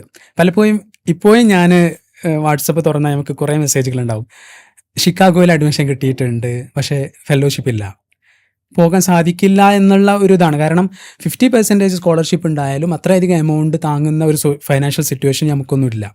എത്ര അപ്പോൾ വരും? എനിക്ക് തോന്നുന്നു ഒരു മാസ്റ്റേഴ്സിനുള്ള ഒരു ട്യൂഷൻ എന്ന് പറയുന്നത് തന്നെ $65,000, അതായത് നാട്ടിലൊരു 60-50 lakh rupees annual tuition fee വരുന്നുണ്ട്. അപ്പോൾ അതിനുള്ള ഞാൻ ഫോക്കസ് ചെയ്തിരുന്നത് എനിക്ക് PhDക്ക് തന്നെ നേരെ പോകണം എന്ന് ആഗ്രഹം ഉണ്ടായിരുന്നു. ഞാൻ NYUവിൽ ഇപ്പോൾ ഞാൻ PhD ചെയ്യാൻ ഉദ്ദേശിക്കുന്ന കോളേജിൽ അപ്ലൈ ചെയ്തിരുന്നു, വെയിറ്റിംഗ് ലിസ്റ്റിലായിരുന്നു, കിട്ടിയിട്ടില്ല. എന്നാൽ ചില മാസ്റ്റേഴ്സ് സ്കോളർഷിപ്പുകൾക്കും അപേക്ഷിച്ചു. വളരെ ചുരുക്കം ചില പ്രോഗ്രാമുകൾക്ക് മാത്രമേ US-ൽ മാസ്റ്റേഴ്സ് സ്കോളർഷിപ്പ് ഉള്ളൂ. ഞാൻ ചെയ്യാൻ പോയിരുന്നത് Islamic studies and Muslim cultures എന്ന് പറയുന്ന ഒരു ഡുവൽ പ്രോഗ്രാമാണ്. അതായത് 2 യൂണിവേഴ്സിറ്റികൾ തമ്മിൽ കൊളബറേഷനിൽ, ഇപ്പോൾ കൊളംബിയ യൂണിവേഴ്സിറ്റി ന്യൂയോർക്ക്, അതുപോലെ തന്നെ ലണ്ടനിലെ Aga Khan university institute for studies and Muslim civilisation എന്ന് പറയുന്ന ഇൻസ്റ്റിറ്റ്യൂട്ടും തമ്മിലുള്ള കൊളബറേഷനിലുള്ള ഒരു പ്രോഗ്രാമാണിത്. ഇത്തരം ഡുവൽ പ്രോഗ്രാമുകളുടെ ഒരു പ്രത്യേകത എന്ന് പറഞ്ഞാൽ നമുക്ക് കുറച്ചും കൂടി ഈസി ആയിട്ട് ഏറ്റവും ടോപ്പ് യൂണിവേഴ്സിറ്റികളിൽ എത്താനുള്ളൊരു വഴി കൂടിയാണ്. ഒരു ഷോർട്ട് കട്ട് എന്ന് വേണമെങ്കിൽ നമുക്ക് പറയാം, പക്ഷേ നമുക്ക് ക്വാളിറ്റി ഉണ്ടാകണം, എന്നാൽ ചെറിയൊരു ഷോർട്ട് കട്ട് കൂടിയാണ്. പലപ്പോഴും വളരെ ടോപ്പ് റാങ്ക്ഡ് യൂണിവേഴ്സിറ്റികൾ ഒരു മിഡ് ലെവൽ ഇൻസ്റ്റിറ്റ്യൂട്ടുകളുമായിട്ട് അവരുടെ ഒരു നെറ്റ്വർക്കുകളും അവരുടെ പ്രൊഫഷണൽ ലിങ്കുകളും അതുപോലെ ഫൈനാൻഷ്യൽ റിസോഴ്സസ് ഒക്കെ കിട്ടാൻ വേണ്ടി ഡുവൽ പ്രോഗ്രാംസ് ഡെവലപ്പ് ചെയ്യും. കൊളംബിയക്ക് ഇതുപോലെ ഞാൻ പറഞ്ഞതുപോലെ AKU ISMCയുമായിട്ട് ഇങ്ങനെ ഒരു ഡുവൽ പ്രോഗ്രാം ഉണ്ട്. കൊളംബിയക്ക് തന്നെ ലണ്ടനിലെ LSE ലണ്ടൻ സ്കൂൾ ഓഫ് എക്കണോമിക്സുമായിട്ടും ഇത്തരം ഒരു ഇൻ്റർനാഷണൽ ഹിസ്റ്ററി പ്രോഗ്രാം ഉണ്ട്, ഡുവൽ പ്രോഗ്രാം. ഇങ്ങനെ ഡുവൽ പ്രോഗ്രാമുകൾ മിഡിൽ ഈസ്റ്റിലെ പല അമേരിക്കൻ യൂണിവേഴ്സിറ്റി ഓഫ് ബെയ്റൂത്തുമായിട്ടൊക്കെ ഉണ്ട്. ഇത് നമുക്കൊരു പ്രത്യേകിച്ച് വളരെ സുഖകരമായിട്ടുള്ളൊരു പാത്ത് വേണമെന്ന് തോന്നും. അതായത് കുറച്ചും കൂടി ഡൈവേഴ്സ് ആയിട്ടുള്ള സ്റ്റുഡൻസിനെ എടുക്കുന്ന ഒരു പാത്ത് വേണം. അപ്പോൾ ഡുവൽ പ്രോഗ്രാമുകൾക്ക് ശ്രദ്ധിക്കുക എന്നുള്ളതാണ്. ഇങ്ങനെ ഒരു ഡുവൽ പ്രോഗ്രാമിനായിരുന്നു ഞാൻ അപ്ലൈ ചെയ്തത്. അങ്ങനെ HCUലുള്ള സമയത്ത് തന്നെ അതിന് അപ്ലൈ ചെയ്യുകയും അതിൽ കിട്ടുകയും ചെയ്യും. അതിൽ ഒരു ഫുൾ ഫെലോഷിപ്പാണുള്ളത്. എൻ്റെ കൂടെ അതേ പ്രോഗ്രാമിന് കിട്ടിയിട്ടുള്ള വേറൊരാളും കൂടി ഉണ്ടായിരുന്നു, പക്ഷേ ഫെലോഷിപ്പ് ഇല്ല. അപ്പോൾ ഫെലോഷിപ്പ് എന്നുള്ളത് വളരെ ഇമ്പോർട്ടൻ്റ് ആണ്. മാസ്റ്റേഴ്സിന് എനിക്ക് തോന്നുന്നു US-ലൊരു നമുക്ക് 3 തരം ഫെലോഷിപ്പുകൾ വേണമെങ്കിൽ പരിചയപ്പെടുത്തും. ഒന്ന് നമ്മൾ പറഞ്ഞ എക്സ്റ്റേണൽ ഫെലോഷിപ്പുകൾ, അതായത് പുറത്തുനിന്നുള്ള foundations, Inlaks Shivdasani scholarship, JN Tata endowment, അതുപോലെ World Bank Japan joint programs, Rotary grants, അതുപോലെ അമേരിക്കൻ അസോസിയേഷൻ ഫോർ യൂണിവേഴ്സിറ്റി വിമണ്ണായിട്ടുള്ള സ്കോളർഷിപ്പുകളുണ്ട്, ഫുൾ ബ്രൈറ്റ് സ്കോളർഷിപ്പ് നമ്മുടെ അടുത്ത് ഈ പലർക്കും കിട്ടിയിട്ടുണ്ട്. അങ്ങനെയുള്ള ഒരു എക്സ്റ്റേണൽ ഫെലോഷിപ്പുകളുടെ ഒരു നിര തന്നെയുണ്ട്. ഇതിൽ ശ്രദ്ധിക്കേണ്ടത് ഒന്ന്, ചിലത് ഹാഫ് ലോൺ ആയിരിക്കാം. ഇപ്പോൾ Aga Khan scholarship ISP international scholarship programme half ലോണാണ്, അത് ശ്രദ്ധിക്കണം. അതുപോലെ തന്നെ ഇതിൻ്റെ ഡെഡ് ലൈൻസ് ഒക്കെ വളരെ ഏർലി ആയിരിക്കും. ഫുൾ ബ്രൈറ്റ് മാസ്റ്റേഴ്സിൻ്റെ ഡെഡ് ലൈന് അടുത്ത സെപ്റ്റംബർ ജോയിൻ ചെയ്യേണ്ടത് ഈ ജൂലൈയിലാണ്. അപ്പം വളരെ ഏർലി ആയിട്ട് തന്നെ പ്രിപ്പറേഷൻ തുടങ്ങണം എന്നുള്ളതാണ്. മറ്റൊരു ഫണ്ടിങ് പാത്വേ എന്ന് പറയുന്നത് യൂണിവേഴ്സിറ്റി പാക്കേജുകൾ. ഇപ്പം എൻ്റെ പ്രോഗ്രാമിനുള്ളത് യൂണിവേഴ്സിറ്റി പാക്കേജ് ആയിരുന്നു. യൂണിവേഴ്സിറ്റി ചില പ്രോഗ്രാമുകളെ ഫുള്ളി ഫണ്ട് ചെയ്യും, ചിലപ്പോൾ ഒരു ഫുൾ ഫെലോഷിപ്പ് ആയിരിക്കാം ഒരു ക്ലാസ്സിൽ. ഇപ്പോൾ സ്റ്റാൻഫോർഡിൽ നൈറ്റ് ഹെന്നസി പ്രോഗ്രാം എന്ന് പറയുന്ന ഒരു പ്രോഗ്രാം ഉണ്ട്. കൊളംബിയയിൽ തന്നെ ഹ്യൂമൻ റൈറ്റ്സ് ആൻഡ് ലോ ഡിപ്പാർട്ട്മെൻറ്റിൽ ഇത്തരം ഒരു ഫുൾ ഫെലോഷിപ്പ് ഉണ്ട്. കൊളംബിയയിൽ തന്നെ ആന്ത്രപ്പോളജി ഡിപ്പാർട്ട്മെൻറ്റിൽ ഈ അടുത്തായിട്ട് റുത്ലാൻഡസ് ഫെലോഷിപ്പ് എന്ന് പറയുന്ന ഒരു മാസ്റ്റേഴ്സ് ഫെലോഷിപ്പ് ഉണ്ട്. അത് ഈ അടുത്ത് ലഭിച്ച എൻ്റെ ഒരു കറാച്ചിയിലുള്ള എൻ്റെ ഒരു സുഹൃത്ത് തന്നെയാണ്, ഒരു ഫസ്റ്റ് റെസിപ്പിയൻ്റ് അവരാണ്. അപ്പോൾ അങ്ങനെയുള്ള ഫെലോഷിപ്പുകൾ നമ്മൾ നിങ്ങൾ ChatGPT എന്തുപയോഗിച്ചും സെർച്ച് ചെയ്ത് നേടിയെടുക്കുക എന്നുള്ളതാണ്. നെറ്റ്വർക്കിംഗ് ഇമ്പോർട്ടൻ്റ് ആണ്. ഇപ്പം ഞാൻ എൻ്റെ ഈ ഒരു സ്കോളർഷിപ്പിനെ കുറിച്ച് അറിയുന്നത് എൻ്റെ മുന്നേ ഒരാൾ, പ്രത്യേകിച്ച് നൂറാനിമാരിൽപ്പെട്ട ദേവ കോളേജിൽ പഠിച്ച ഒരാൾ ആ ഒരു പാത്വേയിൽ പോയതുകൊണ്ടാണ്. അപ്പോൾ ഇത്തരം ഫെലോഷിപ്പുകളെ കുറിച്ച് പ്രത്യേകിച്ച് മാസ്റ്റേഴ്സിൽ അറിയാന്നുള്ളത് വലിയ ഇമ്പോർട്ടൻ്റ് ആണെന്നാണ് എനിക്ക് തോന്നുന്നത്. അപ്പോൾ ഇത് എങ്ങനെയാണ് ഈ സ്കോളർഷിപ്പിനൊക്കെയുള്ള പ്രിപ്പറേഷൻസ് നടത്തിയത്? എന്തൊക്കെ ആപ്ലിക്കേഷൻസ് ആണ് കൊടുത്തിരിക്കുന്നത്? ഡോക്യുമെൻ്റ് എന്താ കൊടുത്തത്? എന്തൊക്കെ റൈറ്റപ്പ് കൊടുത്തിട്ടുണ്ട്? പബ്ലിക്കേഷൻസ് ഉണ്ടായിരുന്നോ? കോൺഫറൻസ് ഉണ്ടായിരുന്നോ? എന്തൊക്കെയാണ് ഹെൽപ്പ് ചെയ്തിരിക്കുന്നത് ഈ ആപ്ലിക്കേഷനിൽ? US ആപ്ലിക്കേഷൻ്റെ ഒരു പ്രത്യേകത എന്ന് പറയുന്നത് എനിക്ക് തോന്നുന്നത് ഒരു കംപ്രഹെൻസീവ് ആയിട്ടുള്ള ആപ്ലിക്കേഷനാണ്. അതായത് നമ്മുടെ ക്വാണ്ടിറ്റേറ്റീവ് മെട്രിക്, അതായത് ഇപ്പോൾ മാർക്കുകൾ, സ്കോറുകൾ എന്നതിലുപരി അവർ വളരെയധികം വൈഡ് ആയിട്ടുള്ള ഒരു ബോഡി വെച്ചിട്ടാണ് നമ്മൾ അളക്കുന്നത്. ഇപ്പോൾ UK നമ്മൾ പറയാറുണ്ട്, ഓക്സ്ഫോർഡ് കാംബ്രിഡ്ജ് യൂണിവേഴ്സിറ്റികളെ മെട്രിക്കുകൾ കുറച്ചധികം ഇമ്പോർട്ടൻ്റ് ആണ്. എത്ര GPA ഉണ്ട്, എത്ര സ്കോർ ഉണ്ട്, 4 GPA വേണം, 3.5 GPA മിനിമം വേണം, എന്നാലേ അപ്ലൈ ചെയ്യാൻ പറ്റുള്ളൂ. അങ്ങനെ ചില റിക്വയർമെൻറ്റ് കാണാം. US ഒരു ആപ്ലിക്കേഷൻ്റെ ഒരു രീതി എന്ന് പറഞ്ഞാൽ അത്തരം മെട്രിക്കുകളുടെ ഒരു ലിമിറ്റേഷൻ വളരെ കുറവാണ്. അവർ നിങ്ങളെ കുറച്ച് വൈഡായിട്ടുള്ള ഡോക്യുമെൻറ്റുകൾ ഉപയോഗിച്ചാണ് നിങ്ങളെ അനലൈസ് ചെയ്യുന്നത്. അപ്പോൾ ഒരാൾക്ക് BAയിൽ മാർക്ക് കുറവാണെങ്കിലും മാസ്റ്റേഴ്സിൽ കുറച്ച് മാർക്കുണ്ട്. അപ്പോൾ അവർക്ക് ഒരു മൊബിലിറ്റി ഫീൽ ചെയ്യും. ഇദ്ദേഹം എന്ത് ചെയ്തു, കുറച്ചും കൂടി പഠിച്ചാൽ കുറച്ചും കൂടി വേറെ ഇൻസ്റ്റിറ്റ്യൂഷനിൽ എത്തുമ്പോൾ കുറച്ചും കൂടി മാർക്കുകൾ നേടുന്നുണ്ട്. അപ്പോൾ എനിക്ക് BAയിൽ അത്ര മാർക്കില്ല, എന്നാൽ മാസ്റ്റേഴ്സിൽ ഗോൾഡ് മെഡലുണ്ട്. അപ്പോൾ ആ ഒരു മൊബിലിറ്റിയാണ് അവർ നോക്കുന്നത്, എത്ര മാർക്ക് എന്നല്ല. അതുപോലെ തന്നെ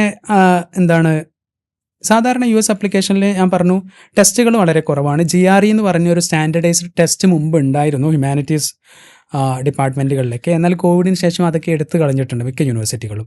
പിന്നെ TOEFL, IELTS എന്ന് പറയുന്ന നമ്മൾ പറയുന്ന ഈ ഇംഗ്ലീഷ് അതൊരു കട്ട് ഓഫിന് വേണ്ടി ഉപയോഗിക്കുന്ന ഒരു ഇതാണ്.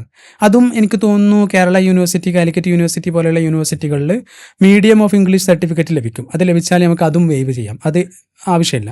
അപ്പോൾ സ്കോറുകളേക്കാൾ ഉപരി നമ്മൾ ഡോക്യുമെൻറ്റുകൾ, നമ്മൾ നല്ലൊരു റിസർച്ച് ഐഡിയ ഉണ്ടോ, ഒരു സ്റ്റേറ്റ്മെൻറ്റിൽ നല്ലൊരു റിസർച്ച് ഐഡിയ ഉണ്ടോ, അതെന്നെ നമ്മളെ സ്റ്റോറി ഒരു അക്കാദമിക് ലാംഗ്വേജിൽ അത് പ്രസൻറ്റ് ചെയ്യാൻ സാധിക്കുക. ആ ഒരു ക്വസ്റ്റ്യനിലേക്ക്, റിസർച്ച് ക്വസ്റ്റ്യനിലേക്ക് നമ്മൾ എത്തിയിട്ടുള്ള രീതി വളരെ എൻഗേജിങ് ആയിട്ട് അക്കാദമിക് എന്ന് പറയുമ്പോൾ അബ്സ്ട്രാക്റ്റ് അല്ലാതെ, അതായത് ജനങ്ങൾക്ക് റിയൽ വേൾഡിലുള്ള കാര്യങ്ങളായിട്ട് ബന്ധപ്പെടുത്തി പ്രസൻറ്റ് ചെയ്യാൻ സാധിക്കുക, അതിന് അക്കാദമിക് ലാംഗ്വേജിലാവുക എന്നുള്ളതൊക്കെയാണ്.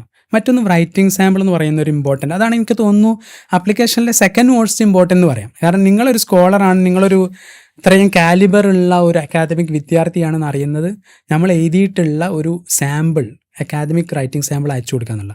പബ്ലിക്കേഷനുകൾ ഞാൻ പറഞ്ഞല്ലോ, ഒരിക്കലും US നിങ്ങൾക്ക് PhDന് മുമ്പ് ഒരു പബ്ലിക്കേഷൻ ഉണ്ടാവണമെന്ന് അവർ ചിന്തിക്കുന്നില്ല. PhDയിലാണ് ജേണൽ പബ്ലിക്കേഷനെ കുറിച്ച് വിദ്യാർത്ഥികൾ ചിന്തിക്കുന്നത് തന്നെ. അപ്പോൾ അതൊരു അവരാവശ്യപ്പെടുന്ന അല്ലെങ്കിൽ അവർ നോക്കുന്നൊരു കാര്യമല്ല. മാഗസിനുകളിലും മറ്റ് കാര്യങ്ങളിലൊക്കെ നമ്മൾ പ്രിപ്പറേറ്ററി ഫേസിൽ എഴുതാറുണ്ട്. അതൊരു നമ്മുടെ ഒരു വളർച്ചയുടെ ഭാഗമാണ്. അത്തരം കാര്യങ്ങൾ ഉണ്ടാകാം, അത് നല്ലത് തന്നെയാണ്. എന്നാൽ ജേണൽ പബ്ലിക്കേഷൻസ് എന്ന് പറയുന്ന ഒരു നീഡില്ല. നമ്മുടെ നാട്ടിൻ്റെ ഒരു പ്രത്യേകിച്ച് എനിക്ക് തോന്നുന്നു ഈ പ്രിഡേറ്ററി ജേണലുകൾ വന്നുകൊണ്ടുള്ളൊരു ഇതാണ്. ആളുകൾ ജേണൽ പബ്ലിക്കേഷൻ ഉണ്ടോ, സ്കോപ്പസ് ജേണലുകളിൽ പബ്ലിക്കേഷൻ ഉണ്ടോ എന്നുള്ളൊരിത്, അത് US PhD സമയത്ത് മാത്രമേ അതിൻ്റെ ആവശ്യകതയുള്ളൂ. മറ്റൊന്ന്, പക്ഷേ പബ്ലിഷ് ചെയ്യപ്പെടാത്ത എഴുത്തുകൾ, അത്രയും ക്വാളിറ്റിയുള്ള എഴുത്തുകളാണ് അവർക്ക് വേണ്ടത്. മറ്റൊന്ന് റെഫറൻസ് ലെറ്റർ ആണ്. റെഫറൻസ് ലെറ്റർ ഞാൻ നേരത്തെ പറഞ്ഞു, നമ്മൾ ഇത്തരം നെറ്റ്വർക്കിങ്ങൾ ഉണ്ടാക്കുമ്പോഴാണ് നമുക്ക് നേടാൻ പറ്റുക. അതന്നെ ഈ റെഫറൻസ് ലെറ്ററിൻ്റെ ഒരു പ്രശ്നം, ഈ നേരത്തെ പറഞ്ഞല്ലോ, വളരെ ടോപ്പ് റാങ്ക്ഡ് ആയിട്ടുള്ള ഫാക്കൽറ്റികളിൽ നിന്ന് ഒരു 2 ലൈന് കിട്ടുന്നതിനെക്കാട്ടി നല്ലത് ഒരു മിഡ് ലെവൽ ഫാക്കൽറ്റിയിൽ നിന്ന് 2 പേജ് നിങ്ങളെക്കുറിച്ച് വളരെ ഡീപ്പായിട്ട് പേഴ്സണലായിട്ട് എഴുതുന്നത് കിട്ടുന്നതാണ്. എന്നാൽ നിങ്ങൾക്ക് വളരെ ടോപ്പ് റാങ്ക്ഡ് ആയിട്ടുള്ള ആളിൽ നിന്ന് ഇത്ര കിട്ടുമെങ്കിൽ അത് വാങ്ങുന്നതാണ് നല്ലത്. എത്രയധികം നിങ്ങളെക്കുറിച്ച് ഡീപ്പായിട്ട് എഴുതുന്നു എന്നുള്ളതാണ് അവിടെ വാല്യൂ കൊടുക്കുന്നത്. ഇൻറ്റേൺഷിപ്പുകൾ എന്ന് പറയുന്നത് ചില ഫീൽഡുകൾക്ക് ഉപകാരം, ഇപ്പോൾ എക്കണോമിക്സ് പോലെയുള്ള ഫീൽഡുകൾക്ക് ഉപകാരമുണ്ട്. എന്നാൽ എനിക്ക് തോന്നുന്നു ഇന്ത്യയിലൊരു അക്കാദമിക് സിസ്റ്റം ഇൻറ്റേൺഷിപ്പുകൾ വളരെ ഒരു അൺപെയ്ഡ് ലേബറായിട്ടാണ് പോകുന്നതെന്നാണ് എനിക്ക് തോന്നുന്നത്. ഇപ്പം ഇന്ത്യയിൽ പല തിങ്ക് ടാങ്കുകൾ ഉണ്ടല്ലോ. ഇപ്പോൾ പോളിസി ഇൻസ്റ്റിറ്റ്യൂട്ടുകൾ ഇന്ത്യയിൽ പലതുണ്ട്, ORF, MP, IDSA, അങ്ങനെ പലയധികം പോളിസി ഇൻസ്റ്റിറ്റ്യൂട്ടുകളുണ്ട്. പക്ഷേ ഇവിടെയൊക്കെ വർക്ക് ചെയ്യുന്നത് ഇൻറ്റേൺസാണ്. ഈ ഇൻറ്റേൺസ് അൺപെയ്ഡ് ഇൻറ്റേൺസാണ്, അവർക്ക് ക്യാഷ് ഇല്ല. അവർക്ക് ആ ഒരു ഇൻസ്റ്റിറ്റ്യൂട്ടിൻ്റെ റെക്കഗ്നിഷൻ നൽകുന്നതാണ് പറഞ്ഞുകൊണ്ടാണ് ഇവരൊക്കെ അട്രാക്ട് ചെയ്യുന്നത്. ഒരു റെക്കമെൻഡേഷൻ ലെറ്റർ നൽകുന്നു. ഈ ജനറിക് റെക്കമെൻഡേഷൻ ലെറ്റർ കൊണ്ട് ഒരു ഉപകാരമില്ല, വളരെ ഫ്രാങ്ക് ആയിട്ട് പറയുകയാണെങ്കിൽ ഒരു ഉപകാരമില്ല. അപ്പോൾ അങ്ങനെ ഒരു പ്രശ്നം ഇന്ത്യയിൽ ഇൻറ്റേൺഷിപ്പ് മേഖലയ്ക്ക് ഉണ്ട്. അപ്പോൾ അത് നമ്മളെ മനസ്സിൽ, ഞാനും ചില ഇൻറ്റേൺഷിപ്പുകൾ ഇത്തരം ഇൻസ്റ്റിറ്റ്യൂട്ടുകൾ ചെയ്തിട്ടുണ്ട്. പക്ഷേ എനിക്ക് കുറച്ചും കൂടിയും റിസർച്ച് ഓറിയൻറ്റഡ് ആയതുകൊണ്ട് ആ ഒരു ഉപകാരം ഉണ്ടായിട്ടുണ്ട്. റിസർച്ച് പേപ്പറുകൾ ചെയ്യാൻ പറ്റി അവിടെ എന്നുള്ളതുകൊണ്ട്. പക്ഷെ അതിനപ്പുറം ഇൻറ്റേൺഷിപ്പുകൾക്ക് ഇങ്ങനെ ഒരു പ്രെഡേറ്ററി നമ്മളെ ആൾക്കാരെ ഇങ്ങനെ ഊറ്റിയെടുക്കുക എന്നുള്ള ഒരു ഇതുള്ളതുകൊണ്ട് അതിന് വളരെ കോഷ്യസ് ആയിട്ട് മൂവ് ചെയ്യണം എന്നാണ് എനിക്ക് തോന്നുന്നത്. ഓക്കെ, ഇവിടുന്ന് കൊളംബിയ യൂണിവേഴ്സിറ്റിയിലെ ക്ലാസ് റൂമിൽ ഇങ്ങനെ എത്തി. അവിടെ പഠിക്കുന്ന രണ്ടായിട്ടുള്ള എക്സ്പീരിയൻസുകൾ, അതുപോലെ തന്നെ ആഗാ ഖാൻ യൂണിവേഴ്സിറ്റിയിലേക്ക് പോയ സമയത്തുണ്ടായിട്ടുള്ള എക്സ്പീരിയൻസുകൾ, ഇതിനെക്കുറിച്ചൊന്ന് പറയുകയാണെങ്കിൽ എന്തൊക്കെ പറയാനുണ്ടാവുക? കൊളംബിയയിൽ ഞാൻ പറഞ്ഞല്ലോ ഡുവൽ പ്രോഗ്രാമാണ്. അപ്പോൾ ഒരു വർഷം ന്യൂയോർക്കിലാണ്, ഒരു വർഷം ലണ്ടനിലാണ്. അത് very few programmes in the world. അങ്ങനെ ലണ്ടനിലും ന്യൂയോർക്കിലായിട്ട് ലോകത്തിലെ ഏറ്റവും ടോപ്പ് കോസ്മോപോളിറ്റൻ സിറ്റീസിൽ 2 വർഷം മാസ്റ്റേഴ്സ് ചെയ്യുന്ന വളരെ റെയർ പ്രോഗ്രാമുകളിലൊന്നാണ്. അപ്പോൾ അതിൻ്റെ ഒരു ബെനിഫിറ്റ് എനിക്ക് നല്ല ഉണ്ടായിട്ടുണ്ട്. പ്രത്യേകിച്ച് ന്യൂയോർക്ക് എന്ന് പറയുന്നത് നമുക്കറിയാം ഒരു കോസ്മോപോളിറ്റൻ സിറ്റിയാണ്. കൊളംബിയ എന്ന് പറയുന്നത് ഐവി ലീഗ് യൂണിവേഴ്സിറ്റിയാണ്. ഐവി ലീഗ് എന്ന് പറയുമ്പോൾ US നോർത്ത് ഈസ്റ്റ് പ്രദേശങ്ങളിലുള്ള ഒരു 8 യൂണിവേഴ്സിറ്റീസ്, ഏറ്റവും ടോപ്പ് യൂണിവേഴ്സിറ്റികളിൽ പെട്ട ഒന്നാണ്. അപ്പോൾ അതിൻ്റേതായിട്ടുള്ള അക്കാദമിക് ക്വാളിറ്റി ഉണ്ട്. അപ്പോൾ ഞാൻ അവിടെ പഠിക്കാൻ പോകുന്നത് റിലീജിയസ് സ്റ്റഡീസാണ്, ഇസ്ലാമിക് സ്റ്റഡീസാണ്. അതിനുള്ള നല്ലൊരു ട്രഡീഷനും അവിടെയുണ്ട്. ഇപ്പോൾ 19-ാം നൂറ്റാണ്ടിൽ തന്നെ അവിടെ റിലീജിയസ് സ്റ്റഡീസിലുള്ള പഠനങ്ങൾ തുടങ്ങിയിട്ടുണ്ട്. പക്ഷേ എനിക്ക് തോന്നുന്നു കുറച്ചും കൂടി ഓറിയൻ്റൽ ലാംഗ്വേജ് എന്ന് പറഞ്ഞിട്ടുള്ള പഠനങ്ങളാണ്. എന്നാലും അത്തരം ഇസ്ലാമിക് സ്റ്റഡീസിലുള്ള പഠനങ്ങളുണ്ട്. വളരെ ടവറിങ് ഫിഗേഴ്സ് ആയിട്ടുള്ള എഡ്വേർഡ് സയ്യിദ്, ജോർജ് സാലിബ പോലെയുള്ള വളരെ ടവറിങ് ഫിഗേഴ്സ്, നമ്മളെ ഫീൽഡിൽ തന്നെ ഫീൽഡ് മാറ്റിമറിച്ചവരെന്ന് പറയുന്ന സ്കോളേഴ്സ് ഉള്ള സ്ഥലമാണ്. നമ്മൾ ഗാർഡനിലൊക്കെ മദീനത്തുന്നൂറിലൊക്കെ പഠിക്കുന്ന സമയത്ത്, HCയിലൊക്കെ പഠിക്കുന്ന സമയത്ത് നമ്മൾ റീഡ് ചെയ്യുന്ന, നമ്മൾ വളരെ റെലവൻറ്റ് വർക്കാണെന്ന് പറഞ്ഞ് റീഡ് ചെയ്യുന്ന ആൾക്കാരെ നമുക്ക് അവരെ നേരിട്ട് കാണാൻ പറ്റുന്നു. വായിൽ ഹല്ലാക്ക്, ജോസഫ് മസാദ്, പാർത്ഥ ചാറ്റർജി. ഇതിനൊരു പ്രത്യേകത ഉണ്ട്. ഇന്ത്യയിൽ ഏറ്റവും ടോപ്പ് അക്കാദമിക്സ് പഠിക്കുന്നതും അവർ വർക്ക് ചെയ്യുന്നതും US അക്കാദമിയിലാണ്. ഇപ്പോൾ സുഗത ബോസിനെ പോലെയുള്ള, ഈ അടുത്തായിട്ട് നോബൽ ലൂറേറ്റ് ആയിട്ടുള്ള അഭിജിത് ബാനർജി എക്കണോമിക്സിൽ, അദ്ദേഹവും US അക്കാദമിയിലാണ് ഇവരൊക്കെ ഉള്ളത്. അപ്പോൾ അത്തരം റിസോഴ്സസ് നമുക്ക് അവിടെ പോയാലാണ് ലഭിക്കുക എന്നുള്ളതാണ്. ഇത് പറഞ്ഞപ്പോഴാണ് എൻ്റെ മനസ്സിലേക്ക് വന്നത്. ഞാൻ ലണ്ടനിലാവുമ്പോൾ ബ്രിട്ടീഷ് ലൈബ്രറിയുടെ അടുത്താണ് ഞങ്ങളുടെ ഹൗസിംഗ് ഉള്ളത്. അപ്പോൾ പലപ്പോഴും ആൾക്കാർ പറയും നമ്മൾ സൗത്ത് ഏഷ്യൻ ഹിസ്റ്ററിയെക്കുറിച്ച്, ചരിത്രത്തെക്കുറിച്ച് നമുക്ക് ബ്രിട്ടീഷ് ലൈബ്രറിയിലെ AR ആഫ്രിക്ക ഏഷ്യ റീഡിംഗ് റൂമിൽ നിന്നാലായിരിക്കും ചിലപ്പോൾ ഇവിടെ നിൽക്കുന്നതിനെക്കാട്ടും കൂടുതൽ അറിവ് ലഭിക്കുക. ചിലപ്പോൾ ഒരു സിംപ്ലിസ്റ്റിക് ആയിട്ട് തോന്നും, എന്നാലും ചില റിയാലിറ്റി അതിലുണ്ട്. അത്രയധികം റിസോഴ്സസ് അവിടെ അവർ സ്റ്റോർ ചെയ്ത് വെച്ചിട്ടുണ്ട് എന്നുള്ളതാണ്. അപ്പോൾ ഇപ്പോൾ ന്യൂയോർക്കിലായാലും museum of modern art, New York public library പോലെയുള്ള കൊളംബിയക്ക് പുറത്തുള്ള റിസോഴ്സസ് അത്രയും അവൈലബിൾ ആണ്.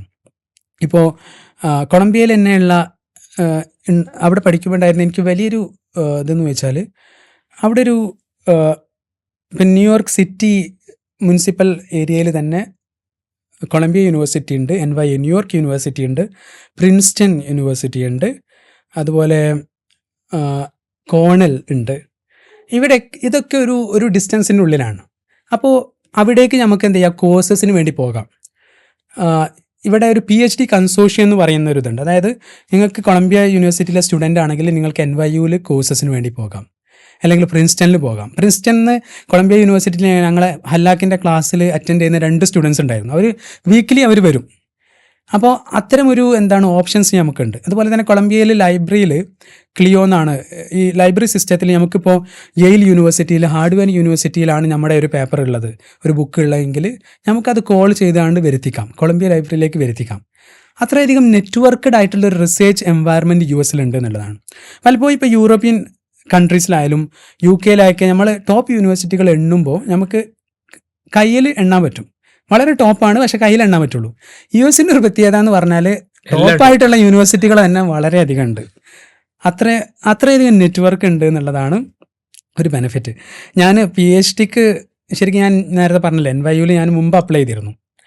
എനിക്ക് വെയിറ്റിംഗ് ലിസ്റ്റിലായിരുന്നു, കിട്ടിയിട്ടില്ല. ഞാൻ കൊളംബിയയിൽ പോയപ്പോൾ ഞാൻ NYUവിലെ എൻ്റെ പൊട്ടൻഷ്യൽ സൂപ്പർവൈസറുടെ ഒരു ക്ലാസ് എടുത്തു.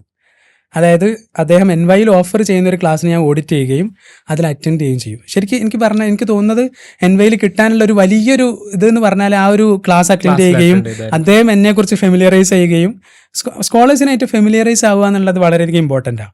ഞാൻ പറയാൻ വിട്ടുപോയൊരു കാര്യമാണ്. അതായത് അപ്ലിക്കേഷനിൽ US അപ്ലിക്കേഷൻ എന്ന് പറഞ്ഞാൽ വളരെയധികം ലോങ് ആയിട്ടുള്ള അപ്ലിക്കേഷനാണ്. PhD ആയാലും മാസ്റ്റേഴ്സ് ആയാലും നമ്മളൊരു ജൂൺ കാലഘട്ടത്തിൽ തന്നെ നമുക്ക് ആവശ്യമുള്ള ഡിപ്പാർട്ട്മെൻറ്റുകൾ സേർച്ച് ചെയ്യുന്നു. ഡിപ്പാർട്ട്മെൻറ്റുകൾ സേർച്ച് ചെയ്യുക എന്ന് പറയുമ്പോൾ ശ്രദ്ധിക്കേണ്ട ഒരു കാര്യം എന്ന് വെച്ചാൽ ഇൻ്റർ ഡിസിപ്ലിനറി ഡിപ്പാർട്ട്മെൻറ്റുകൾ എന്ന് പറയുന്ന ഒരു കാര്യം US ഇന്ത്യയിൽ നമുക്കില്ലാത്തൊരു കാര്യം കൂടിയാണ്. അതായത് ആന്ത്രോപോളജി, ഹിസ്റ്ററി, എക്കണോമിക്സ് എന്ന് പറയുന്ന വളരെ ഹാർഡായിട്ടുള്ള ഡിസിപ്ലിൻസ് മാത്രമേ നമുക്ക് അറിയുള്ളൂ. Middle east studies, south Asian studies, religious studies, diaspora studies എന്ന് പറയുന്ന ഇത്തരം ഇൻ്റർ ഡിസിപ്ലിനറി റിസർച്ച് ഡിപ്പാർട്ട്മെൻറ്റുകളെ കുറിച്ച് ഇന്ത്യയിൽ നമുക്ക് വളരെ കുറഞ്ഞ, പ്രത്യേകിച്ച് ഇപ്പോൾ എടുത്ത് വരുന്ന പ്രൈവറ്റ് യൂണിവേഴ്സിറ്റികളിലൊക്കെയാണ് അവർ ഉള്ളത്. അത്തരം ഡിപ്പാർട്ട്മെൻറ്റുകൾ കൂടി നോക്കുക എന്നുള്ളതാണ്. പലപ്പോഴും ഞാൻ ഇപ്പോൾ SUവിൽ നിന്ന് ഞാൻ പൊളിറ്റിക്കൽ സയൻസ് ആണ് ചെയ്തത്. അപ്പോൾ ഞാൻ US പൊളിറ്റിക്കൽ സയൻസ് ഡിപ്പാർട്ട്മെൻറ്റുകൾ മാത്രം നോക്കുന്നു. അതിൻ്റെ ഒരു ബുദ്ധിമുട്ടുണ്ട്. പ്രത്യേകിച്ച് അമേരിക്കയിൽ പൊളിറ്റിക്കൽ സയൻസ് ഡിപ്പാർട്ട്മെൻറ്റുകൾ കുറച്ചും കൂടി ക്വാണ്ടിറ്റേറ്റീവാണ്. നമുക്ക് പോകുന്നതിന് ബുദ്ധിമുട്ടുകളുണ്ട്. എന്നാൽ നമുക്ക് ഏരിയ സ്റ്റഡീസ് ഡിപ്പാർട്ട്മെൻറ്റുകളിലേക്ക് പോകാം, റിലീജിയസ് സ്റ്റഡീസ് ഡിപ്പാർട്ട്മെൻറ്റുകളിലേക്ക് പോകാം. അപ്പോൾ നമ്മൾ സേച്ചിൽ അതൊക്കെ കൊണ്ടുവരിക എന്നുള്ളതാണ്. എനിക്ക് തോന്നുന്നു പ്രത്യേകിച്ച് ദേവ കോളേജിൽ നിന്ന് വരുന്ന വിദ്യാർത്ഥികൾക്കൊരു ബെനിഫിറ്റാണ്. കാരണം നമ്മുടെ പഠനം ഒരു ഇൻ്റർ ഡിസിപ്ലിനറി ആണല്ലോ. ഡിസിപ്ലിനറി കൺഫൈൻമെൻറ്റ്, അതിർ വരമ്പുകൾ നമുക്ക് കുറവാണ്. അപ്പോൾ അതിനൊരു ഓപ്പർച്യൂണിറ്റി ആയിട്ട് മാറ്റിയെടുക്കുക എന്നുള്ളത് പ്രത്യേകിച്ച് US അപ്ലിക്കേഷൻ സിസ്റ്റത്തിൽ വളരെ സുഖമാണ്. ഇപ്പോൾ ഒരാൾ ആന്ത്രപ്പോളജിയിൽ ഇൻട്രസ്റ്റ് ഉണ്ട്, എന്നാൽ ആന്ത്രപ്പോളജി ബാക്ക്ഗ്രൗണ്ട് ഇല്ല, അയാൾക്ക് ആന്ത്രപ്പോളജി ഓഫ് റിലീജിയസ് സ്റ്റഡീസിൽ ആന്ത്രപ്പോളജി ഓഫ് റിലീജിയൻ എന്ന് പറഞ്ഞൊരു ഫീൽഡ് ഉണ്ടാവും, അതിലേക്ക് പോകാം. എന്നിട്ട് പിന്നെ ആന്ത്രപ്പോളജിയുടെ മെയിൻ ഡിസിപ്ലിനിലേക്ക് പോകാം. അങ്ങനെയുള്ള ഒരു പാത്ത് വേ നമുക്ക് കൺസ്ട്രക്ട് ചെയ്യുക എന്നുള്ളതാണ് US ആ ഒരു ഇൻ്റർ ഡിസിപ്ലിനറി സിസ്റ്റത്തിൻ്റെ ഒരു ബെനിഫിറ്റ്. അതുപോലെ തന്നെ ഈ ഒരു ഡിപ്പാർട്ട്മെൻറ്റുകൾ കണ്ടെത്തിയതിന് ശേഷം നമ്മൾ സ്കോളേഴ്സിനെ അപ്രോച്ച് ചെയ്യണം, മെയിൽ ചെയ്ത് അപ്രോച്ച് ചെയ്യണം. ചെറുതായിട്ടുള്ള എനിക്ക് ഈ ഒരു വിഷയങ്ങളുണ്ട്, ഈ വിഷയത്തിൽ താല്പര്യപ്പെടുന്നു, അപ്പോൾ പൊസിഷൻസ് ഓപ്പൺ ആണോ? PhD positions. അതെ, മാസ്റ്റേഴ്സിനാണെങ്കിലും നമ്മൾ അപ്ലിക്കേഷനിൽ നമുക്ക് സ്കോളേഴ്സിനോട് ചോദിക്കാം, മുമ്പ് ഒരു മെയിലൊക്കെ അയച്ചിടാം. അങ്ങനെ ഒരു ഡിപ്പാർട്ട്മെൻറ്റിൽ 2-3 പ്രൊഫസേഴ്സൊക്കെ ഇൻട്രസ്റ്റ് കാണിച്ചാൽ മാത്രമേ നമ്മൾ അപ്ലൈ ചെയ്യേണ്ടുള്ളൂ. കാരണം ഈ അപ്ലിക്കേഷൻ എന്ന് പറഞ്ഞാൽ കുറച്ചൊരു കോസ്റ്റ് വരുന്ന കാര്യമാണ്. US എല്ലാ ആപ്ലിക്കേഷനും ഒരു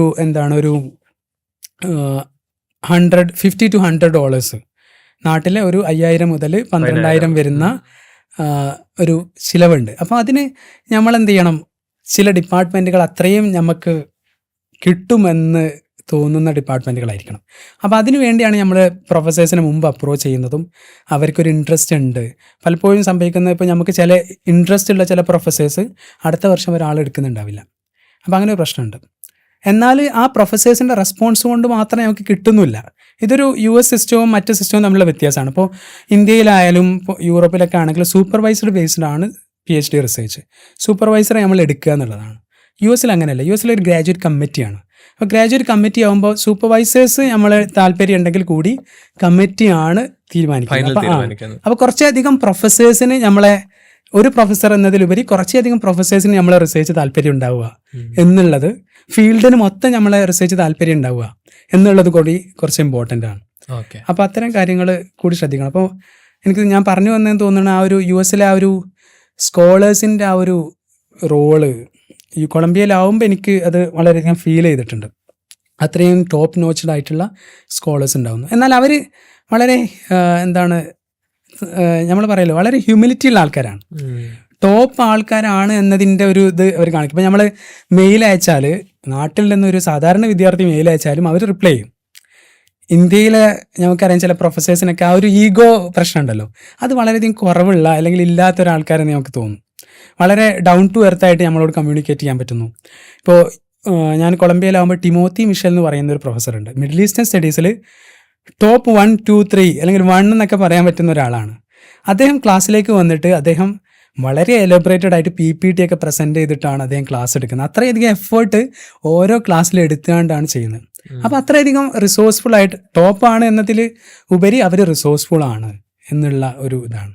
ഓക്കെ, ഇതിൽ ഒരുപാട് കാര്യങ്ങൾ ചോദിക്കാനുണ്ട്. എന്താണ് PhD, പിന്നെ ഏത് വർക്കാണ് ചെയ്തിരിക്കുന്നത്, നിങ്ങളുടെ എക്സ്പീരിയൻസ് എങ്ങനെയാണ്, അതിലേക്ക് വരുന്നതിൻ്റെ മുമ്പേ നമുക്കൊന്ന് ജമ്പ് ചെയ്യേണ്ടത്, എങ്ങനെയാണ് മാസ്റ്റേഴ്സ് എന്ന് PhDയിലേക്ക് എത്തുന്നത്?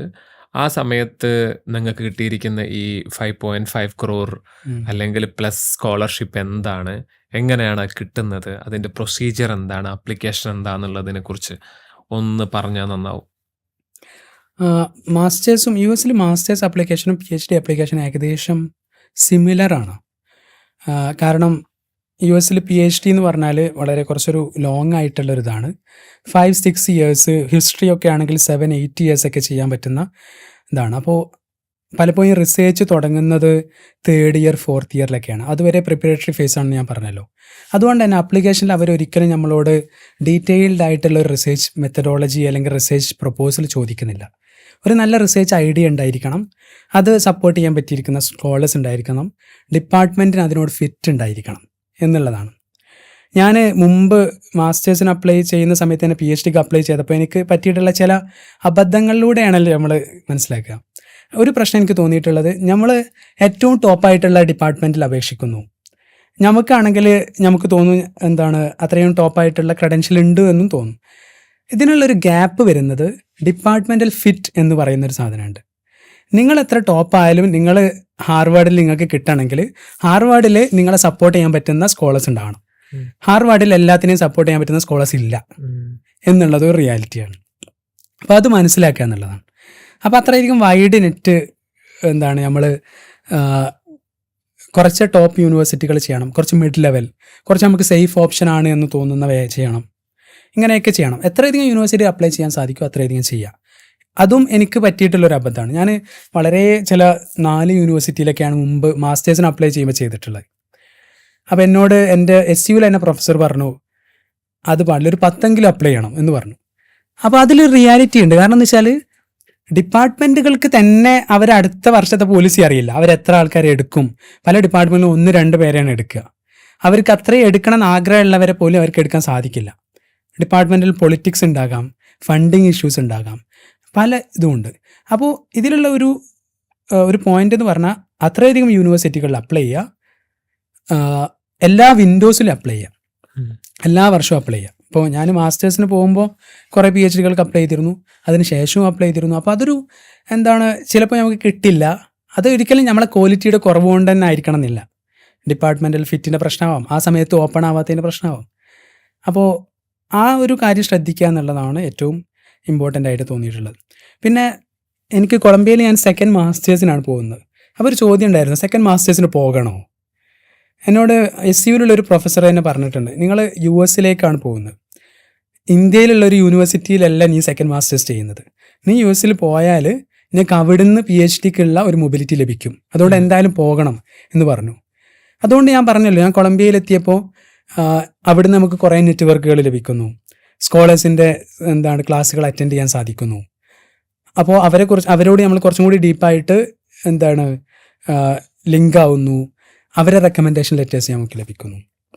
അപ്പോൾ എനിക്ക് തോന്നുന്നത് PhDക്ക് ലഭിച്ചിട്ടില്ലെങ്കിൽ കൂടി ആൾക്കാർ മാസ്റ്റേഴ്സിന് പോകണം എന്നുള്ളതാണ്. പിന്നെ എൻ്റെ ഒരു ഇതെന്ന് വെച്ചാൽ, ഞാൻ PhDക്ക് അപ്ലൈ ചെയ്തപ്പോൾ ഞാൻ 8 സ്ഥലങ്ങളിൽ അപേക്ഷിച്ചിരുന്നു. അതിൽ 5 സ്ഥലത്ത് ലഭിച്ചിട്ടുണ്ട്. NYUയിൽ ലഭിച്ചിരുന്നു, university of Toronto, university of Pennsylvania, university of Vanderbilt, city university of New York. അപ്പോൾ ഇവിടെയൊക്കെ ലഭിച്ചിരുന്നു. പക്ഷേ ചില ഡിസിപ്ലിൻസ് വേറെയുണ്ട്. റിലീജിയസ് സ്റ്റഡീസാണ് ചിലയിടങ്ങളിൽ, ചിലയിടങ്ങളിൽ ആന്ത്രപ്പോളജിയാണ്, ചിലയിടങ്ങളിൽ മിഡിൽ ഈസ്റ്റ് ആൻഡ് ഇസ്ലാമിക് സ്റ്റഡീസാണ് NYUയിൽ. അതുപോലെ ഫണ്ടിങ് ഡിഫറെൻ്റ് ഉണ്ട്, എല്ലാത്തിലും ഫണ്ടിങ് ഉണ്ട്, പക്ഷെ ഡിഫറെൻറ്റ് ഫണ്ടിങ് ആണ്. NYUയിൽ നല്ല ഫണ്ടിങ് ഉണ്ടായിരുന്നു, പക്ഷെ ഞാനതിന് നമുക്ക് കുറച്ചിടങ്ങളിലൊക്കെ കിട്ടുമ്പോൾ നമുക്ക് കുറച്ചും കൂടി ലെവറേജ് ഉണ്ട്. US അവർ ഉദ്ദേശിക്കുന്നത് അവർക്ക് ഏറ്റവും ടോപ്പായിട്ടുള്ള സ്റ്റുഡൻസിന് അവർക്ക് വേണമെന്നാണ്. എല്ലാ യൂണിവേഴ്സിറ്റിയും അങ്ങനെയാണ് ചിന്തിക്കുന്നത്. അപ്പോൾ ഞാൻ ചെയ്തതെന്ന് വെച്ചാൽ, ഞാൻ NYUയിൽ കിട്ടി, NYUയിൽ പോകണം എന്നായിരുന്നു എൻ്റെ ആഗ്രഹം. അവിടെ ഫണ്ടിങ്ങും ഉണ്ട്. പക്ഷെ ഞാൻ ചെയ്തത്, ഞാൻ ടോട്ടലി യെസ് കൊടുക്കാതെ ഞാൻ പറഞ്ഞു എനിക്ക് ഇവിടങ്ങളൊക്കെ കിട്ടിയിട്ടുണ്ട്, NYUനെക്കാട്ടിയും എക്സ്പെൻസ്, ന്യൂയോർക്കിനെക്കാട്ടി എക്സ്പെൻസ് കുറവുള്ള സ്ഥലങ്ങളുണ്ട്, അതുകൊണ്ട് എനിക്ക് കുറച്ച് ഫെലോഷിപ്പ് കൂട്ടിത്തരണം, എന്നാലേ ഞാൻ വരുള്ളൂ. വളരെ ബ്ലണ്ടായിട്ട് നമുക്ക് പറയാം. ഇത് ഒരു റൂഡ് കാര്യമൊന്നുമല്ല, വളരെ ബ്ലണ്ടായിട്ട് പറയാം. അങ്ങനെ പറഞ്ഞു 2 ദിവസം കൊണ്ട് അവരെനിക്ക് റിപ്ലൈ മെയിൽ തന്നു, ഒരു 10,000 കൂടി വേറൊരു ഫെലോഷിപ്പ് കൂടി നിങ്ങൾക്ക് തരാം എന്ന് പറഞ്ഞുകൊണ്ട്.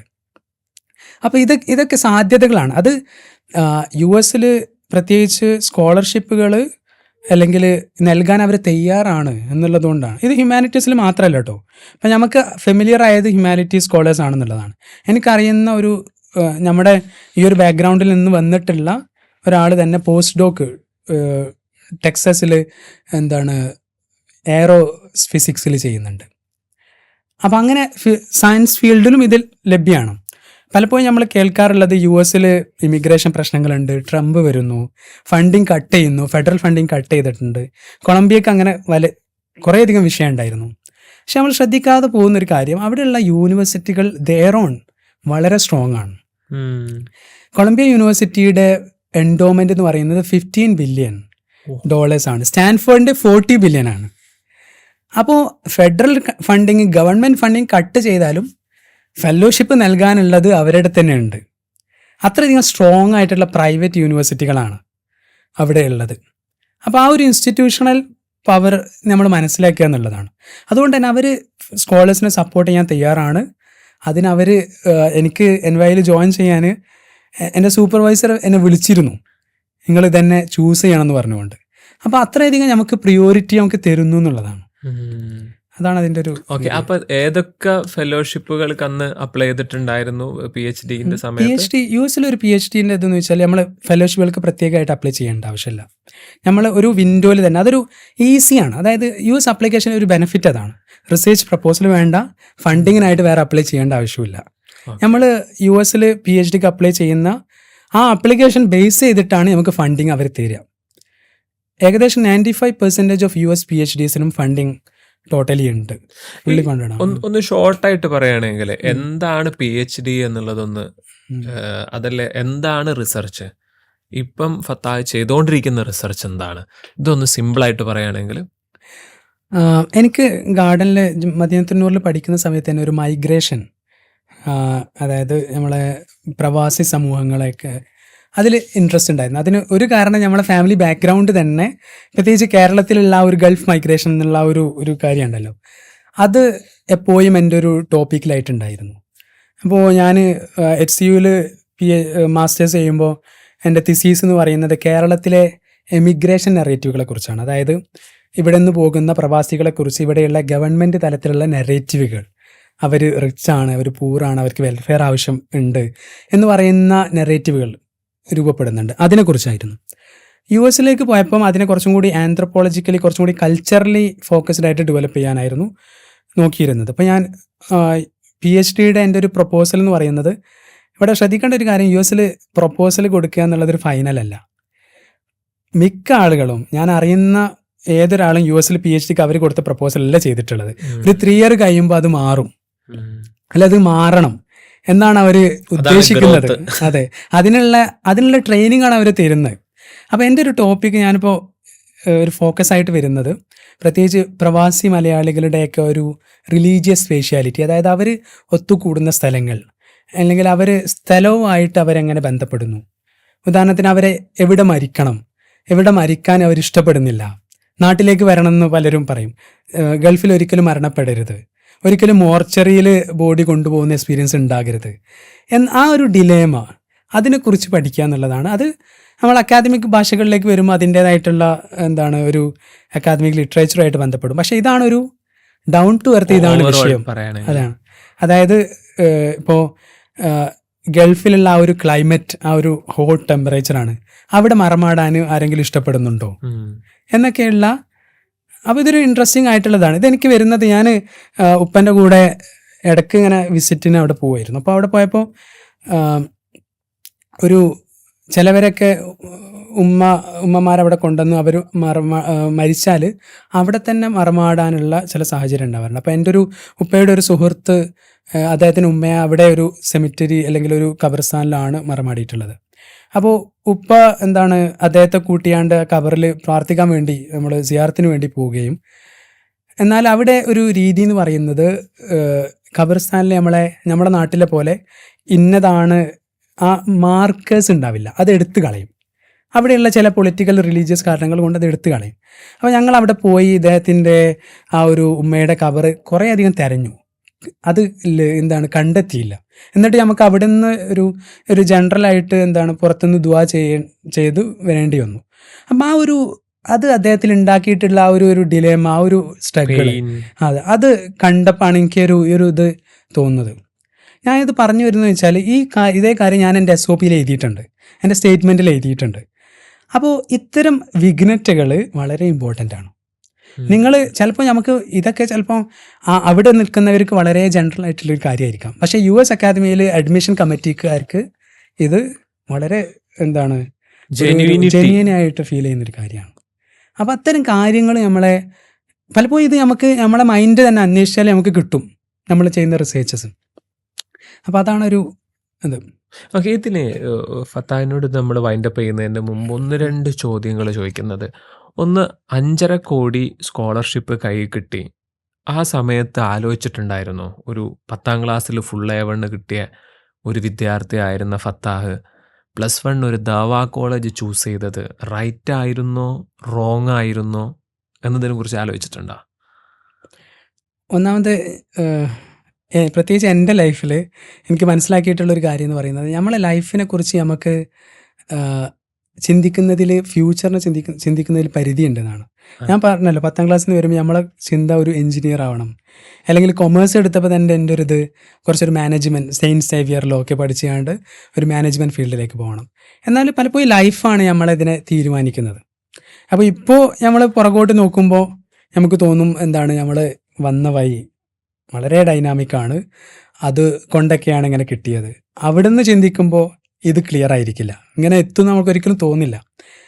അതുകൊണ്ട് എനിക്ക് തോന്നുന്നത് ഇത് സ്റ്റുഡൻസിനുള്ളൊരു വാല്യൂ എന്ന് പറഞ്ഞാൽ അവർക്ക് തന്നെ ഫ്യൂച്ചറിനെ കുറിച്ച് ചിന്തിക്കുന്നതിൽ ലിമിറ്റേഷൻസ് ഉണ്ട്. അത് മറച്ചു വെക്കാനുള്ളൊരു കാര്യം എന്ന് പറഞ്ഞാൽ സക്സസ് സ്റ്റോറീസ് നോക്കുക എന്നുള്ളതാണ്. പലപ്പോഴും അവർ വന്നിട്ടുള്ളത് വളരെ ഇപ്പം എൻ്റെ പോലെ തന്നെ വളരെ ഒരിക്കലും ബന്ധപ്പെടാത്ത മേഖലയിൽ നിന്നൊക്കെ ആയിരിക്കാം. അപ്പോൾ അതൊക്കെ സാധ്യമാവുന്നുള്ള ഒരു ഇതാണ് തോന്നിയിട്ടുള്ളത്. ഓക്കെ, ഇതിൽ US-ൽ 2 യൂണിവേഴ്സിറ്റീസ് ഡയറക്റ്റായിട്ടും അല്ലാത്ത യൂണിവേഴ്സിറ്റികളിൽ ഇൻഡയറക്റ്റായിട്ടും UK-ലെ യൂണിവേഴ്സിറ്റികളിലും പോയിട്ടുള്ള ഒരാൾ എന്നുള്ള നിലയ്ക്ക് ഞാൻ ചോദിക്കുകയാണ്, ഈ US-ലും UK-ലും മറ്റ് യൂറോപ്യൻ കൺട്രികളിലൊക്കെ പോകുന്ന സമയത്ത് ആസ് എ മുസ്ലിം എന്തായിരുന്നു എക്സ്പീരിയൻസ് ഉണ്ടായിരുന്നത്? അതൊരു കൺസേൺ ആയിരുന്നു. പ്രത്യേകിച്ച് ദേവാ കോളേജ് ബാക്ക്ഗ്രൗണ്ടിൽ നിന്നൊക്കെ പോകുമ്പോൾ അല്ലെങ്കിൽ ഒരു മുസ്ലിം എന്നുള്ള നിലക്ക് വെസ്റ്റേൺ കൺട്രീസിലേക്ക് പോകുമ്പോഴുള്ളൊരു കൺസേൺ ആണ്. എന്നാൽ എനിക്ക് തോന്നുന്നത് പ്രത്യേകിച്ച് ഒരു പ്രാക്ടീസിങ് എന്നുള്ളത് വളരെ സുഖകരമായിട്ടുള്ള ഒരു കാര്യമാണെന്നുള്ളതാണ്. ഇപ്പോൾ കൊളംബിയയിൽ അത് US-ലെ ഒരു പൊളിറ്റിക്കൽ കൾച്ചറിൻ്റെ ഭാഗമാണോന്ന് അറിയില്ല, റിലീജിയസ് പ്ലൂറലിസം എന്ന് പറയുന്ന ഒരു പൊളിറ്റിക്കൽ കൾച്ചർ വളരെ ഡീപ്പായിട്ട് ഇൻസ്റ്റിറ്റ്യൂഷനിൽ ഉള്ള സ്ഥലമാണ്. അതുകൊണ്ട് തന്നെ ഈ കൊളംബിയ യൂണിവേഴ്സിറ്റികൾ തന്നെ മുസ്ലിം ഇമാമിനെയും ചാപ്ലിനെയും റബ്ബികളെയും പാസ്റ്ററിനെയൊക്കെ നിയമിക്കുന്ന ഒരു രീതിയുണ്ട്. അതായത് അവിടുത്തെ സ്റ്റുഡൻസിന് റിലീജിയസ് സർവീസിന് വേണ്ടി അത് ഒരു സമൂഹത്തെ ഡിസ്ക്രിമിനേറ്റ് ചെയ്യുക എന്നതിലുപരി അവർക്ക് ഓപ്പർച്യൂണിറ്റീസ് കൊടുക്കുക, എല്ലാവർക്കും ഓപ്പർച്യൂണിറ്റീസ് കൊടുക്കുക. ഇപ്പോൾ കൊളംബിയയിൽ ഇപ്പോൾ യൂണിവേഴ്സിറ്റി നിയമിച്ചിട്ടുള്ള ഇമാം ഇബാദുറഹ്മാൻ, ഡോക്ടർ ഇബാദുറഹ്മാൻ എന്ന അദ്ദേഹത്തിൻ്റെ പേര്. അദ്ദേഹത്തിൻ്റെ കീഴിൽ ജുമുഅ ഉണ്ട്, തറാവി ഉണ്ട്, അതുപോലെ റമദാനിൽ നോമ്പ് തുറകളുണ്ട്, മറ്റ് പ്രോഗ്രാമുകളുണ്ട്. MSA എന്ന് പറയുന്ന മുസ്ലിം സ്റ്റുഡൻറ്റ് അസോസിയേഷൻസ് ഉണ്ട്. NYയിൽ അതുപോലെ തന്നെ ഡോക്ടർ ഖാലിദ് ലത്തീഫി എന്ന് പറയുന്ന, ഇപ്പോൾ അദ്ദേഹം മാറിയിട്ടുണ്ട്, ഞാനുള്ള സമയത്ത് അദ്ദേഹത്തിൻ്റെ കീഴിൽ NYയിൽ ന്യൂയോർക്കിലെ ഒരു കണ്ണായ പ്രദേശം വാഷിങ്ടൺ സ്ക്വയർ എന്ന് നമ്മൾ പറയും, അവിടെ ആണ് NYയുടെ ഇസ്ലാമിക് സെൻറ്റർ ഉള്ളത്. അവിടെ NYയിലെ വിദ്യാർത്ഥികൾ എന്നതിലുപരി ന്യൂയോർക്കിലെ തന്നെ മറ്റു എല്ലാവരും ജുമുഅക്കായിട്ട് വരുന്ന ഒരു രീതിയുണ്ട്. നമ്മൾ ജുമുഅക്ക് പോകുമ്പോൾ അവിടെ ഇസ്ലാമിനെ കുറിച്ച് അറിയാൻ താല്പര്യപ്പെടുന്ന, ഇസ്ലാം സ്വീകരിക്കാൻ താല്പര്യപ്പെടുന്ന ആൾക്കാർ എന്നും ജുമുഅക്ക് വന്നിട്ട് സ്വീകരിക്കുന്ന കാഴ്ചയൊക്കെ നമുക്ക് കാണും. അപ്പോൾ അത്രയധികം ഓപ്പണായിട്ട് നമ്മളെ റിലീജിയസ് വാല്യൂസ് കീപ്പ് ചെയ്യാനുള്ള ഒരു ഇതുണ്ട്. എന്നാൽ ഇതിന് പുറമെ പ്രത്യേകിച്ച് ലണ്ടനിലും ന്യൂയോർക്കിലൊക്കെ കോസ്മോപൊളിറ്റൻ നൈബർഹുഡുകളാണ്. ന്യൂയോർക്കിൽ ഓരോ ബോറോകളും ഡയസ്പോറാസ്, ഇപ്പോൾ ഈജിപ്ഷ്യൻസ്, ബ്രൂക്ലിനിലാണെങ്കിൽ ഈജിപ്ഷ്യൻസ്, സിറിയൻസ്, യമനീസ്, അതുപോലെ ക്യൂൻസിലാണെങ്കിൽ പാകിസ്ഥാനീസ്, ബംഗ്ലാദേശീസ്, ഇങ്ങനെയുള്ളൊരു വളരെ, ഇപ്പോൾ കൊളംബിയ നിൽക്കുന്ന ഹാർലം നൈബർഹുഡ് ആണെങ്കിൽ മാൽക്കം എക്സിൻ്റെ ഒക്കെ നാടായതുകൊണ്ട് ബ്ലാക്ക് ആഫ്രിക്കൻ അല്ലെങ്കിൽ ആഫ്രിക്കൻ അമേരിക്കൻ കൾച്ചർ കാണാൻ പറ്റും. അപ്പോൾ അവിടെയൊക്കെ പള്ളികൾ, അവരുടേതായിട്ടുള്ള പള്ളികൾ ഉണ്ട്. ഇപ്പോൾ ഞാൻ എൻ്റെ ന്യൂയോർക്കിൽ ജീവിക്കുമ്പോൾ അവസാന കാലഘട്ടത്തിൽ സമയത്ത് ഞാൻ ചെയ്തിട്ടുള്ളൊരിതായിരുന്നു ഇത്തരം കൾച്ചറൽ ഇൻസ്റ്റിറ്റ്യൂഷൻസ് സന്ദർശിക്കുക, മോസ്കുകൾ സന്ദർശിക്കുക. അപ്പോൾ അതൊരു വളരെ ഡൈനാമിക് ആയിട്ടുള്ള ഒരു ഫീലിംഗ് ആണ് നമുക്ക്. അത്രയധികം, കാരണം പലപ്പോഴും മറ്റ് നാടുകളിൽ പോയാൽ ചിലപ്പോൾ ഒരു കൾച്ചറേ നമ്മൾ കാണുള്ളൂ. ന്യൂയോർക്കിൽ വന്നാൽ വ്യത്യസ്തങ്ങളായിട്ടുള്ള മുസ്ലിം കൾച്ചർ കാണാൻ പറ്റും. ഞാൻ അസ്റ്റോറിയ എന്ന് പറഞ്ഞൊരു പ്രദേശമുണ്ട് ന്യൂയോർക്കിൽ. അവിടെ ഒരു ഈജിപ്ഷ്യൻ ഒരു ബോസ്നിയൻ കമ്മ്യൂണിറ്റി, വളരെ ചെറിയൊരു കമ്മ്യൂണിറ്റി. അവരൊരു അലി പാഷ മോസ്ക് എന്ന് പറയുന്ന ഒരു മോസ്ക് ഉണ്ട്.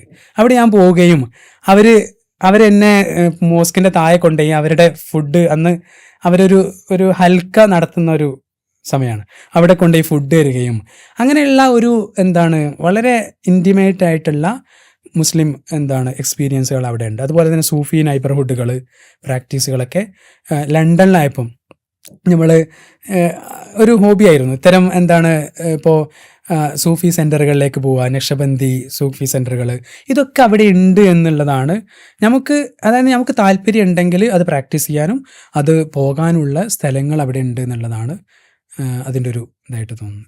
സാധാരണ ദവാ കോളേജ് പഠിക്കുന്ന ആളുകൾക്ക് ഉണ്ടാവുന്ന ഒരു കാര്യമാണ് നമ്മൾ രാപ്പകലില്ലാതെ അധ്വാനിക്കുന്നുണ്ട് എന്ന് പറയും. അതുപോലെ പഠിക്കുന്നതിനൊന്നും ലിമിറ്റില്ല. ഈ ഒരു ട്രെയിനിങ് ലൈഫിൽ എവിടെയെങ്കിലും ഈ ജേണിയിൽ ഉപകാരപ്പെട്ടതായിട്ട് തോന്നുന്നുണ്ടോ? നിങ്ങൾ പറഞ്ഞ പോലെ തന്നെ ദവാ കോളേജിലെ ഒരു സിസ്റ്റമാണത്. അതായത് നമ്മൾ ബേസിക്കലി നമുക്ക് ഷെഡ്യൂളുണ്ട്. നമ്മൾ രാവിലെ എണീച്ചിട്ട് നമ്മൾ ഇത് വായിക്കുന്നു. ഇപ്പോൾ ഞാനൊക്കെ ചെയ്തിരുന്ന മുമ്പൊക്കെ ഫോർമാറ്റീവ് ഇയേഴ്സിൽ ഹിന്ദു പേപ്പർ വായിക്കുന്നു, അതിലെ ഫ്രേസുകൾ രേഖപ്പെടുത്തുന്നു, അത് പ്രാക്ടീസ് ചെയ്യുന്നു. അങ്ങനെ ഡെയിലി നമുക്ക് ഓരോ മണിക്കൂറിൽ ഓരോ ഷെഡ്യൂള് ബേസ് ചെയ്തിട്ട് വളരെ സ്ട്രക്ചേർഡായിട്ട് വളരെ റൈഗറസ് ആയിട്ടുള്ളൊരു പഠനമാണ് ദേവ കോളേജിൽ. എനിക്ക് US പോയപ്പോൾ ആണ് ശരിക്കും അത് ഉപകാരപ്പെട്ടതെന്ന് പറയാം. കാരണം ഞാൻ പറഞ്ഞല്ലോ എത്രയധികം ഫെലോഷിപ്പുകളുണ്ട്, കോടികൾ നമുക്ക് ലഭിക്കുന്നുണ്ട്. എന്നാൽ അവർ US പ്രത്യേകിച്ച് അവരാവശ്യപ്പെടുന്ന നമ്മളിൽ നിന്ന് വളരെ റൈഗറസ് ആയിട്ട് ട്രെയിനിങ് നേടിയെടുക്കുക എന്നുള്ളതാണ്. അതിനുള്ള റിസോഴ്സ് അവർ തരും. ഇപ്പോൾ കൊളംബിയയിലാകുമ്പോൾ വീക്കിലി എനിക്ക് തോന്നുന്ന ഒരു 10,000 പേജൊക്കെ വായിക്കാനുണ്ടാവും. 4 കോഴ്സുകളുണ്ടെങ്കിൽ അതിൽ റിഫ്ലക്ഷൻ പേപ്പർ വീക്കിലി എഴുതാനുണ്ടാവും. ഇത് വളരെയധികം മെൻ്റലി നമ്മളെ പ്രസൻസ് ആവശ്യപ്പെടുന്നൊരു കാര്യമാണ്. എനിക്ക് തോന്നുന്നു എൻ്റെ ആ ഒരു ദേവാ കോളേജിൽ നിന്നുള്ള ആ ഒരു ഇതുണ്ടല്ലോ, നമ്മളൊരു ജീവിതനിഷ്ഠ എന്നൊക്കെ പറയുന്ന ആ ഒരു കാര്യമാണ് ശരിക്കും ബെനിഫിറ്റ് ചെയ്തതെന്ന് തോന്നുന്നുണ്ട് പലപ്പോഴും. കാരണം എൻ്റെ കൂടെയുള്ള ആൾക്കാർ പലപ്പോഴും സൈക്കോളജിസ്റ്റുകൾ കാണാൻ പോകുന്നത് നമുക്ക് കാണാറുണ്ട്. US യൂണിവേഴ്സിറ്റികളിൽ സൈക്കോളജിസ്റ്റുകൾ ലഭ്യമാണ്, അവർ യൂണിവേഴ്സിറ്റിനെ പ്രൊവൈഡ് ചെയ്യും. എനിക്കങ്ങനെ പോകേണ്ട ഒരു ആവശ്യം വന്നിട്ടില്ല, കുറച്ചൊരു അഡാപ്റ്റ് ആയതുകൊണ്ടായിരിക്കാം. അപ്പോൾ അത്രയും റൈഗർസ് ആയിട്ടുള്ള ട്രെയിനിങ് അവിടെ പ്രൊവൈഡ് ചെയ്യുന്നതുകൊണ്ട് കൂടി പറയാൻ വേണ്ടി പറഞ്ഞതാണ്. അപ്പോൾ എൻ്റെ ഒരു പ്രൊഫസർ ജോസഫ് മസാദ് എന്ന് പറയും, അദ്ദേഹം ഞങ്ങൾക്ക് ബുക്കുകളൊക്കെയാണ് വായിക്കാൻ തരിക ഒരു വീക്കിൽ. അപ്പോൾ അദ്ദേഹം പറയും, ഞാൻ ഇത്തരം ഇത്രയധികം റീഡിങ്ങുകൾ നിങ്ങൾക്ക് തരുന്നത് നിങ്ങൾക്ക് വേറൊന്നും റീഡ് ചെയ്യാനുള്ള സമയം ഉണ്ടാകാൻ പാടില്ല എന്നതിനാണ്. അപ്പോൾ എൻ്റെ ഒരു അക്കാദമിക് ഞാൻ തരുന്ന ആ ഒരു ട്രെയിനിങ്ങിൽ നിങ്ങൾ മോൾഡ് ആവണം. അതുപോലെ തന്നെ മറ്റ് പ്രൊഫസേഴ്സും. അപ്പം അവർ ഉദ്ദേശിക്കുന്നത് ആ ഒരു യൂണിവേഴ്സിറ്റി തരുന്ന റിസോഴ്സസ് അത്രയും ഉപയോഗപ്പെടുത്തി അത്രയും റൈഗറസ് ആയിട്ടുള്ള ട്രെയിനിങ്ങുകൾ നിങ്ങൾ നേടിയെടുക്കണം. എന്നിട്ട് മാത്രം നിങ്ങൾ റിസർച്ചിന് പോയാൽ മതി. എന്നിട്ട് ആ ഒരു ട്രെയിനിങ് ആണ് അവിടെ നിന്ന് ലഭിക്കുക എന്നുള്ളതാണ്. ഇത് എനിക്ക് തോന്നുന്ന യൂറോപ്യൻ യൂണിവേഴ്സിറ്റിയിൽ നിന്നൊക്കെ ചെറിയൊരു വ്യത്യാസമാണ്. കുറച്ചുകൂടി റിലാക്സ്ഡ് ആയിട്ടുള്ള ഒരു എൻവയർമെൻ്റ് ആണ് UK പ്രത്യേകിച്ചുള്ളത്. കുറച്ചും കൂടി ഒരു ഡയറക്റ്റ് ആയിട്ടുള്ള ട്രെയിനിങ് വളരെ കുറവായിരിക്കും. US പക്ഷേ അതിനുള്ള ഓപ്ഷൻസ് ഉണ്ട്. ഇപ്പോൾ ലാംഗ്വേജ് ട്രെയിനിങ് ആയാലും നമുക്ക് സമ്മറിൽ പുറത്തേക്ക് ഇപ്പോൾ അറബി പഠിക്കാനാണെങ്കിൽ ജോർദാനിൽ, ഫാർസി പേർഷ്യൻ ഭാഷ പഠിക്കാനാണെങ്കിൽ തജിക്കിസ്ഥാനിലൊക്കെ പോകാനുള്ള ഫണ്ടിങ് അവർ തരുന്നു. അതിനുള്ള ഇമ്മേഴ്സീവ് എക്സ്പീരിയൻസിനുള്ള ട്രെയിനിങ് കൂടി അവർ തരുന്നുണ്ട്. അപ്പോൾ ഇങ്ങനെ നമ്മളെ ബേസിക്കലി ലൈഫ് ഒരു എൻഡ് മുതൽ മറ്റേ എൻഡ് വരെ അവർ ക്യാപ്ചർ ചെയ്യുന്ന, അവർ എന്നെ നമ്മളെ മോൾഡ് ചെയ്യുന്ന രൂപത്തിലുള്ള ഒരു രീതിയാണ്. അപ്പം അതിൻ്റെതായിട്ടുള്ള ഒരു മെൻ്റൽ പ്രസൻസ് കൂടി വേണം. ഓക്കെ, ഇതിൽ നമ്മളൊക്കെ പഠിച്ചുകൊണ്ടിരിക്കുന്ന സമയത്ത് നമുക്ക് തോന്നിയിരുന്നു നമുക്ക് കിട്ടിയത് ലോഡ് കൂടുതലാണോ ദാവാ കോളേജിൽ എന്നുള്ളത്. അത്രയും പഠിക്കാനുണ്ട്, ചെയ്യാനുണ്ട്. അതിൻ്റെ അപ്പുറത്തേക്ക് ചിലപ്പോൾ എന്തെങ്കിലും പ്രോഗ്രാംസ് വരും, ആക്ടിവിറ്റീസ് വരും. പക്ഷേ ഫത്താവ് പറഞ്ഞതുപോലെ നമ്മൾ ഒരു പോയിന്റിൽ PhDയുടെയോ മാസ്റ്റേഴ്സിൻ്റെയൊക്കെ ലെവലിൽ പഠിക്കുന്ന സമയത്ത് നമുക്ക് മനസ്സിലാവും ഇങ്ങനെ ആയിരുന്നു ചെയ്യേണ്ടത്. ഒരു കുട്ടീനെ പഠിപ്പിക്കുന്ന സമയത്ത് ഒരിക്കലും അവർക്ക് റിലാക്സ് ചെയ്തിട്ടല്ല, നന്നായിട്ട് ലോഡ് പഠിക്കാനും സാധനങ്ങളും വായിക്കാനും കൊടുക്കുകയാണെങ്കിൽ അവർ നല്ലൊരു സ്റ്റുഡൻ്റായിട്ട് നല്ലൊരു പ്രോഡക്റ്റായിട്ട് വരുന്നുള്ള തന്നെ. പഠിക്കുക എന്നതും അതുപോലെ ആ ഒരു ഇനിഷ്യേറ്റീവുകളുണ്ടല്ലോ. നമ്മൾ ഇപ്പോൾ മദീനത്തുന്നൂറിലൊക്കെ ആകുമ്പോൾ നമ്മൾ കമ്മ്യൂണിറ്റി ഇനിഷ്യേറ്റീവിൻ്റെ ഭാഗമാണ്. എപ്പോഴും എന്തെങ്കിലുമൊക്കെ കമ്മ്യൂണിറ്റി ഇനിഷ്യേറ്റീവുകൾ ചെയ്യുന്നു, സമൂഹമായിട്ട് എൻഗേജ് ചെയ്യുന്നൊരിതാണ്. എനിക്ക് തോന്നുന്നു പ്രത്യേകിച്ച് ഹ്യൂമാനിറ്റീസ് കോളേജിന് ഭയങ്കര ഇമ്പോർട്ടൻ്റാണ്. ഇപ്പോൾ PhD മാത്രമല്ലല്ലോ ഒരു പാത്വേ. ഇപ്പോൾ റിസർച്ച് മാത്രമല്ല, മറ്റ് പല പാത്വേസും ഉണ്ട്. ഇപ്പോൾ കൊളംബിയയിൽ ഞങ്ങളെ ഒരു അലൂമിനി, അദ്ദേഹം ഈ അടുത്തായിട്ട് മംദാനിയുടെ പൊളിറ്റിക്കൽ ക്യാമ്പയിൻ്റെ ഒക്കെ ഭാഗമായിരുന്നു. ഈ അടുത്തായിട്ട് അസദ് ദാന്തിയ എന്ന് പറയുന്ന ഒന്ന് ബ്രേക്ക് ചെയ്തിട്ട് പറയട്ടെ. അപ്പോൾ ഞാൻ ചോദിക്കാൻ വിചാരിച്ചൊരു ചോദ്യമാണ്. അപ്പോൾ ഓഡിയൻസിന് വേണ്ടിയിട്ട് ഒന്നുകൂടെ ക്ലാരിഫൈ ചെയ്തിട്ട് ചോദിക്കുകയാണ്. PhD അല്ലാതെ വേറെ ഏത് ഫീൽഡിലേക്കൊക്കെയാണ് ഇപ്പം മാസ്റ്റേഴ്സ് കഴിഞ്ഞിട്ടൊക്കെ, അതല്ലെങ്കിൽ മാസ്റ്റേഴ്സ് കഴിഞ്ഞിട്ടെന്ന് മാത്രമല്ല അല്ലാതെ പോകാൻ പറ്റുന്ന ഫീൽഡുകളുള്ളത്? ഹ്യൂമാനിറ്റീസ് എന്ന് പറഞ്ഞാൽ നമ്മുടെ നാട്ടിൽ ഒരു നോളജ് എക്കണോമി ഇല്ലാത്തതിൻ്റെ ചില പ്രശ്നങ്ങളുണ്ട്. അതായത് നോളജ് അറിവ്, പോളിസി കാര്യങ്ങൾ ഒരു എക്കണോമൈസ് ചെയ്യപ്പെട്ടിട്ടില്ല എന്ന ചില പ്രശ്നങ്ങളുണ്ട്. എന്നാൽ പുറത്ത് അത് വളരെയധികം എക്കണോമൈസ് ചെയ്യപ്പെട്ടിട്ടുണ്ട്. നിങ്ങൾ എഴുതുന്ന ഓരോ ആർട്ടിക്കിളും, നിങ്ങൾ എഴുതുന്ന ഓരോ ഒപ്പീനിയൻ പീസസും നിങ്ങൾക്ക് ഒരു ഫൈനാൻഷ്യൽ പ്രോഡക്റ്റാണ്. അത് വാല്യൂ ചെയ്യപ്പെടുന്ന ഒരു കാര്യമാണ്. അപ്പോൾ അതുകൊണ്ട് തന്നെ ഒരിക്കലും അസിസ്റ്റന്റ് പ്രൊഫസർ ടീച്ചിങ് എന്നത് മാത്രമല്ല ഹ്യൂമാനിറ്റീസിലെ ഇത്. ഇപ്പം ഞാൻ പറഞ്ഞല്ലോ, ഈ ഒരു അലൂമിനി അദ്ദേഹം മംദാനിയുടെ പൊളിറ്റിക്കൽ ക്യാമ്പയിൻ്റെ ഭാഗമായിരുന്നു. അദ്ദേഹം മാസ്റ്റേഴ്സ് കഴിഞ്ഞിട്ടുള്ളൂ, PhD ഇല്ല. ഇപ്പോൾ അദ്ദേഹം ബ്രൂക്ലിനിലെ പബ്ലിക് ഹിസ്റ്റോറിയൻ ആയിട്ട് നിയമിതനായിട്ടുണ്ട്. അപ്പോൾ അദ്ദേഹമൊക്കെ ചെയ്തുകൊണ്ടിരുന്ന ഒരു കാര്യം എന്ന് പറഞ്ഞാൽ ഗൈഡഡ് ടൂർസ്. ഇപ്പോൾ ഈ അടുത്തായിട്ട് നമ്മുടെ നാട്ടിലും ഒരു ഇതായിട്ട് വരുന്നൊരു കാര്യമാണ്. ഹിസ്റ്റോറിയൻസ് ഒക്കെയാണ് അതിന് ഏറ്റവും, ആന്ത്രോപോളജിസ്റ്റുകളും ഹിസ്റ്റോറിയൻസ് ഒക്കെയാണ് അതിന് ഏറ്റവും അപ്രോപ്രിയേറ്റ് ആയിട്ടുള്ള ആൾക്കാർ. ഗൈഡഡ് ടൂർസ് പ്രൊവൈഡ് ചെയ്യാം. അതന്നെ ഒരു ഇമ്മേസീവ് എക്സ്പീരിയൻസ് ഒക്കെ. നമ്മുടെ ടൂറിസ്റ്റ് പ്ലേസിൽ ആൾക്കാരെ കൊണ്ടുപോവുക എന്ന് നമ്മളെ ട്രഡീഷണലായിട്ട് കാണുന്നതിന് പകരം വളരെ സ്ട്രക്ചേർഡ് ആയിട്ട് ഇപ്പോൾ ചാലിയത്തേക്കും നമ്മുടെ നാട്ടിലെ പൊന്നാനിയിലേക്കൊക്കെ ഗൈഡഡ് ടൂറിന് കൊണ്ടുപോകുന്ന ഒരു രീതി ഈ അടുത്തായിട്ട് ഡെവലപ്പ് ചെയ്യുന്നുണ്ട്. അതൊരു നോളജ് എക്കണോമി ഡെവലപ്പ് ചെയ്യാനുള്ളൊരു മാർഗ്ഗമായിട്ട് എനിക്ക് തോന്നുന്നു. അങ്ങനെയുള്ളൊരു മേഖലയിൽ വർക്ക് ചെയ്യുന്ന അനേകം പേര് എനിക്ക് അറിയാം. അതുപോലെ തന്നെ എൻ്റെ കൂടെ തന്നെ ജോലി ചെയ്തിരുന്ന ഒരു ലണ്ടനിൽ പഠിച്ചിരുന്ന ചില ആൾക്കാർ AKD ആഗാ ഖാൻ ഡെവലപ്മെൻറ്റ് നെറ്റ്വർക്കിൻ്റെ ഭാഗമായിട്ട് അവർ NGO പ്രവർത്തനങ്ങളിൽ ഏർപ്പെടുന്നുണ്ട്. ഇപ്പോൾ പ്രത്യേകിച്ച് ഈസ്റ്റ് ആഫ്രിക്കയിൽ ഇങ്ങനെയുള്ള സ്ഥലങ്ങളിലൊക്കെ NGO ഇതിൻ്റെ ഭാഗമായിട്ടുണ്ട്. അപ്പോൾ അതൊക്കെ വെൽ പെയ്ഡ് ജോബ്സാണ്. ഒന്നും ഒരു മിഡ് ലെവൽ ജോബ്സോ ആരും ജോബ് എടുക്കാനില്ലാത്തത് കൊണ്ട് പോകുന്ന ജോബ്സ് എന്നല്ല. വളരെ കോമ്പറ്റീറ്റീവ് ആയിട്ടുള്ള നമുക്കൊക്കെ വളരെ കംഫർട്ടബിൾ ആയിട്ട് ജീവിക്കാൻ പറ്റുന്ന ജോബുകൾ തന്നെയാണ് ഈ NGO ജോബ്സ് ഒക്കെ ഉള്ളത്. ഇപ്പോൾ ഉദാഹരണത്തിന് മിഡിൽ ഈസ്റ്റിലൊക്കെ ഒരു ഫീൽഡിൽ ഒരു അമേരിക്കൻ NGO വർക്ക് ചെയ്യുന്നുണ്ടെങ്കിൽ ആ ഒരു കൾച്ചറിനെ കുറിച്ച് ബോധ്യമുള്ള, അതിനെക്കുറിച്ച് സംവദിക്കാൻ പറ്റുന്ന ആൾക്കാരെ വേണം. അപ്പോൾ അതൊരു STEM ഫീൽഡിലുള്ളവരല്ല ആവശ്യപ്പെടുന്നത്. അവർക്ക് വേണ്ടത് ലാംഗ്വേജ് അറിയുന്നവരെ, അല്ലെങ്കിൽ ആ കൾച്ചറിനെ കുറിച്ച് അറിയുന്നവരെ, ട്രാൻസ്ലേറ്റ് ചെയ്യാൻ പറ്റുന്നവരെ, അങ്ങനെയുള്ളവരാണ്. അപ്പോൾ ആ ഒരു ഫീൽഡ് ഉണ്ട് എന്നാണ് എനിക്ക് തോന്നുന്നത്. അപ്പോൾ ഇന്ത്യയിൽ അതിൻ്റെ ചില കുറവുകളുണ്ട്. എനിക്ക് തോന്നുന്നു കുറച്ചും കൂടി പ്രൈവറ്റ് ആക്ടേഴ്സ് വരുന്നതോട് കൂടി ഫണ്ടിങ് ഇത്തരം മേഖലയിലേക്ക് വരുന്നുണ്ട്, അല്ലെങ്കിൽ അതിനുള്ള പ്രോസസ് ഡെവലപ്പായി വരുന്നേ ഉള്ളൂ. അപ്പോൾ അതിൻ്റെ ഒരു സാധ്യതയുണ്ട് എന്നാണ് തോന്നുന്നത്. ഫത്താഹ് നൂറാനിയായിട്ട് നമ്മൾ ഡീറ്റെയിൽ ആയിട്ട് അദ്ദേഹത്തിൻ്റെ ജേണി അൺപാക്ക് ചെയ്തു. അതിൽ നമുക്ക് മനസ്സിലാവുന്ന ഒരു കാര്യം, ഒരു സാധാരണ ബാക്ക്ഗ്രൗണ്ടിൽ നിന്ന് വരുന്ന ആളുകൾക്ക് പോലും ഇത്തരം ഓപ്ഷനുകൾ ഇന്ന് അവൈലബിൾ ആണ്. US പോയിട്ട് PhD ചെയ്യുക, അത് തന്നെ നല്ല സ്കോളർഷിപ്പോട് കൂടിയിട്ട് നല്ല സ്കോളേഴ്സായിട്ട് എൻഗേജ് ചെയ്യുക, നല്ല കരിയർ ഡെവലപ്പ് ചെയ്യുക. അതിനൊക്കെ നമ്മുടെ നാട്ടിലുള്ള വലിയ ഓപ്ഷനുകളായിട്ടുള്ള ദവാ കോളേജുകൾ, അറബിക് കോളേജുകൾ, ഇതൊക്കെ ഉപയോഗപ്പെടുത്താൻ പറ്റും എന്നുള്ള വലിയൊരു ലേണിംഗ് ആണ് ഇന്നത്തെ പോഡ്കാസ്റ്റിൽ നമുക്ക് കിട്ടിയിരിക്കുന്നത്. അപ്പോൾ ഫത്താഹ് നൂറാനിക്കും അതുപോലെ വാച്ച് ചെയ്ത എല്ലാ ആളുകൾക്കും താങ്ക് യു സോ മച്ച്.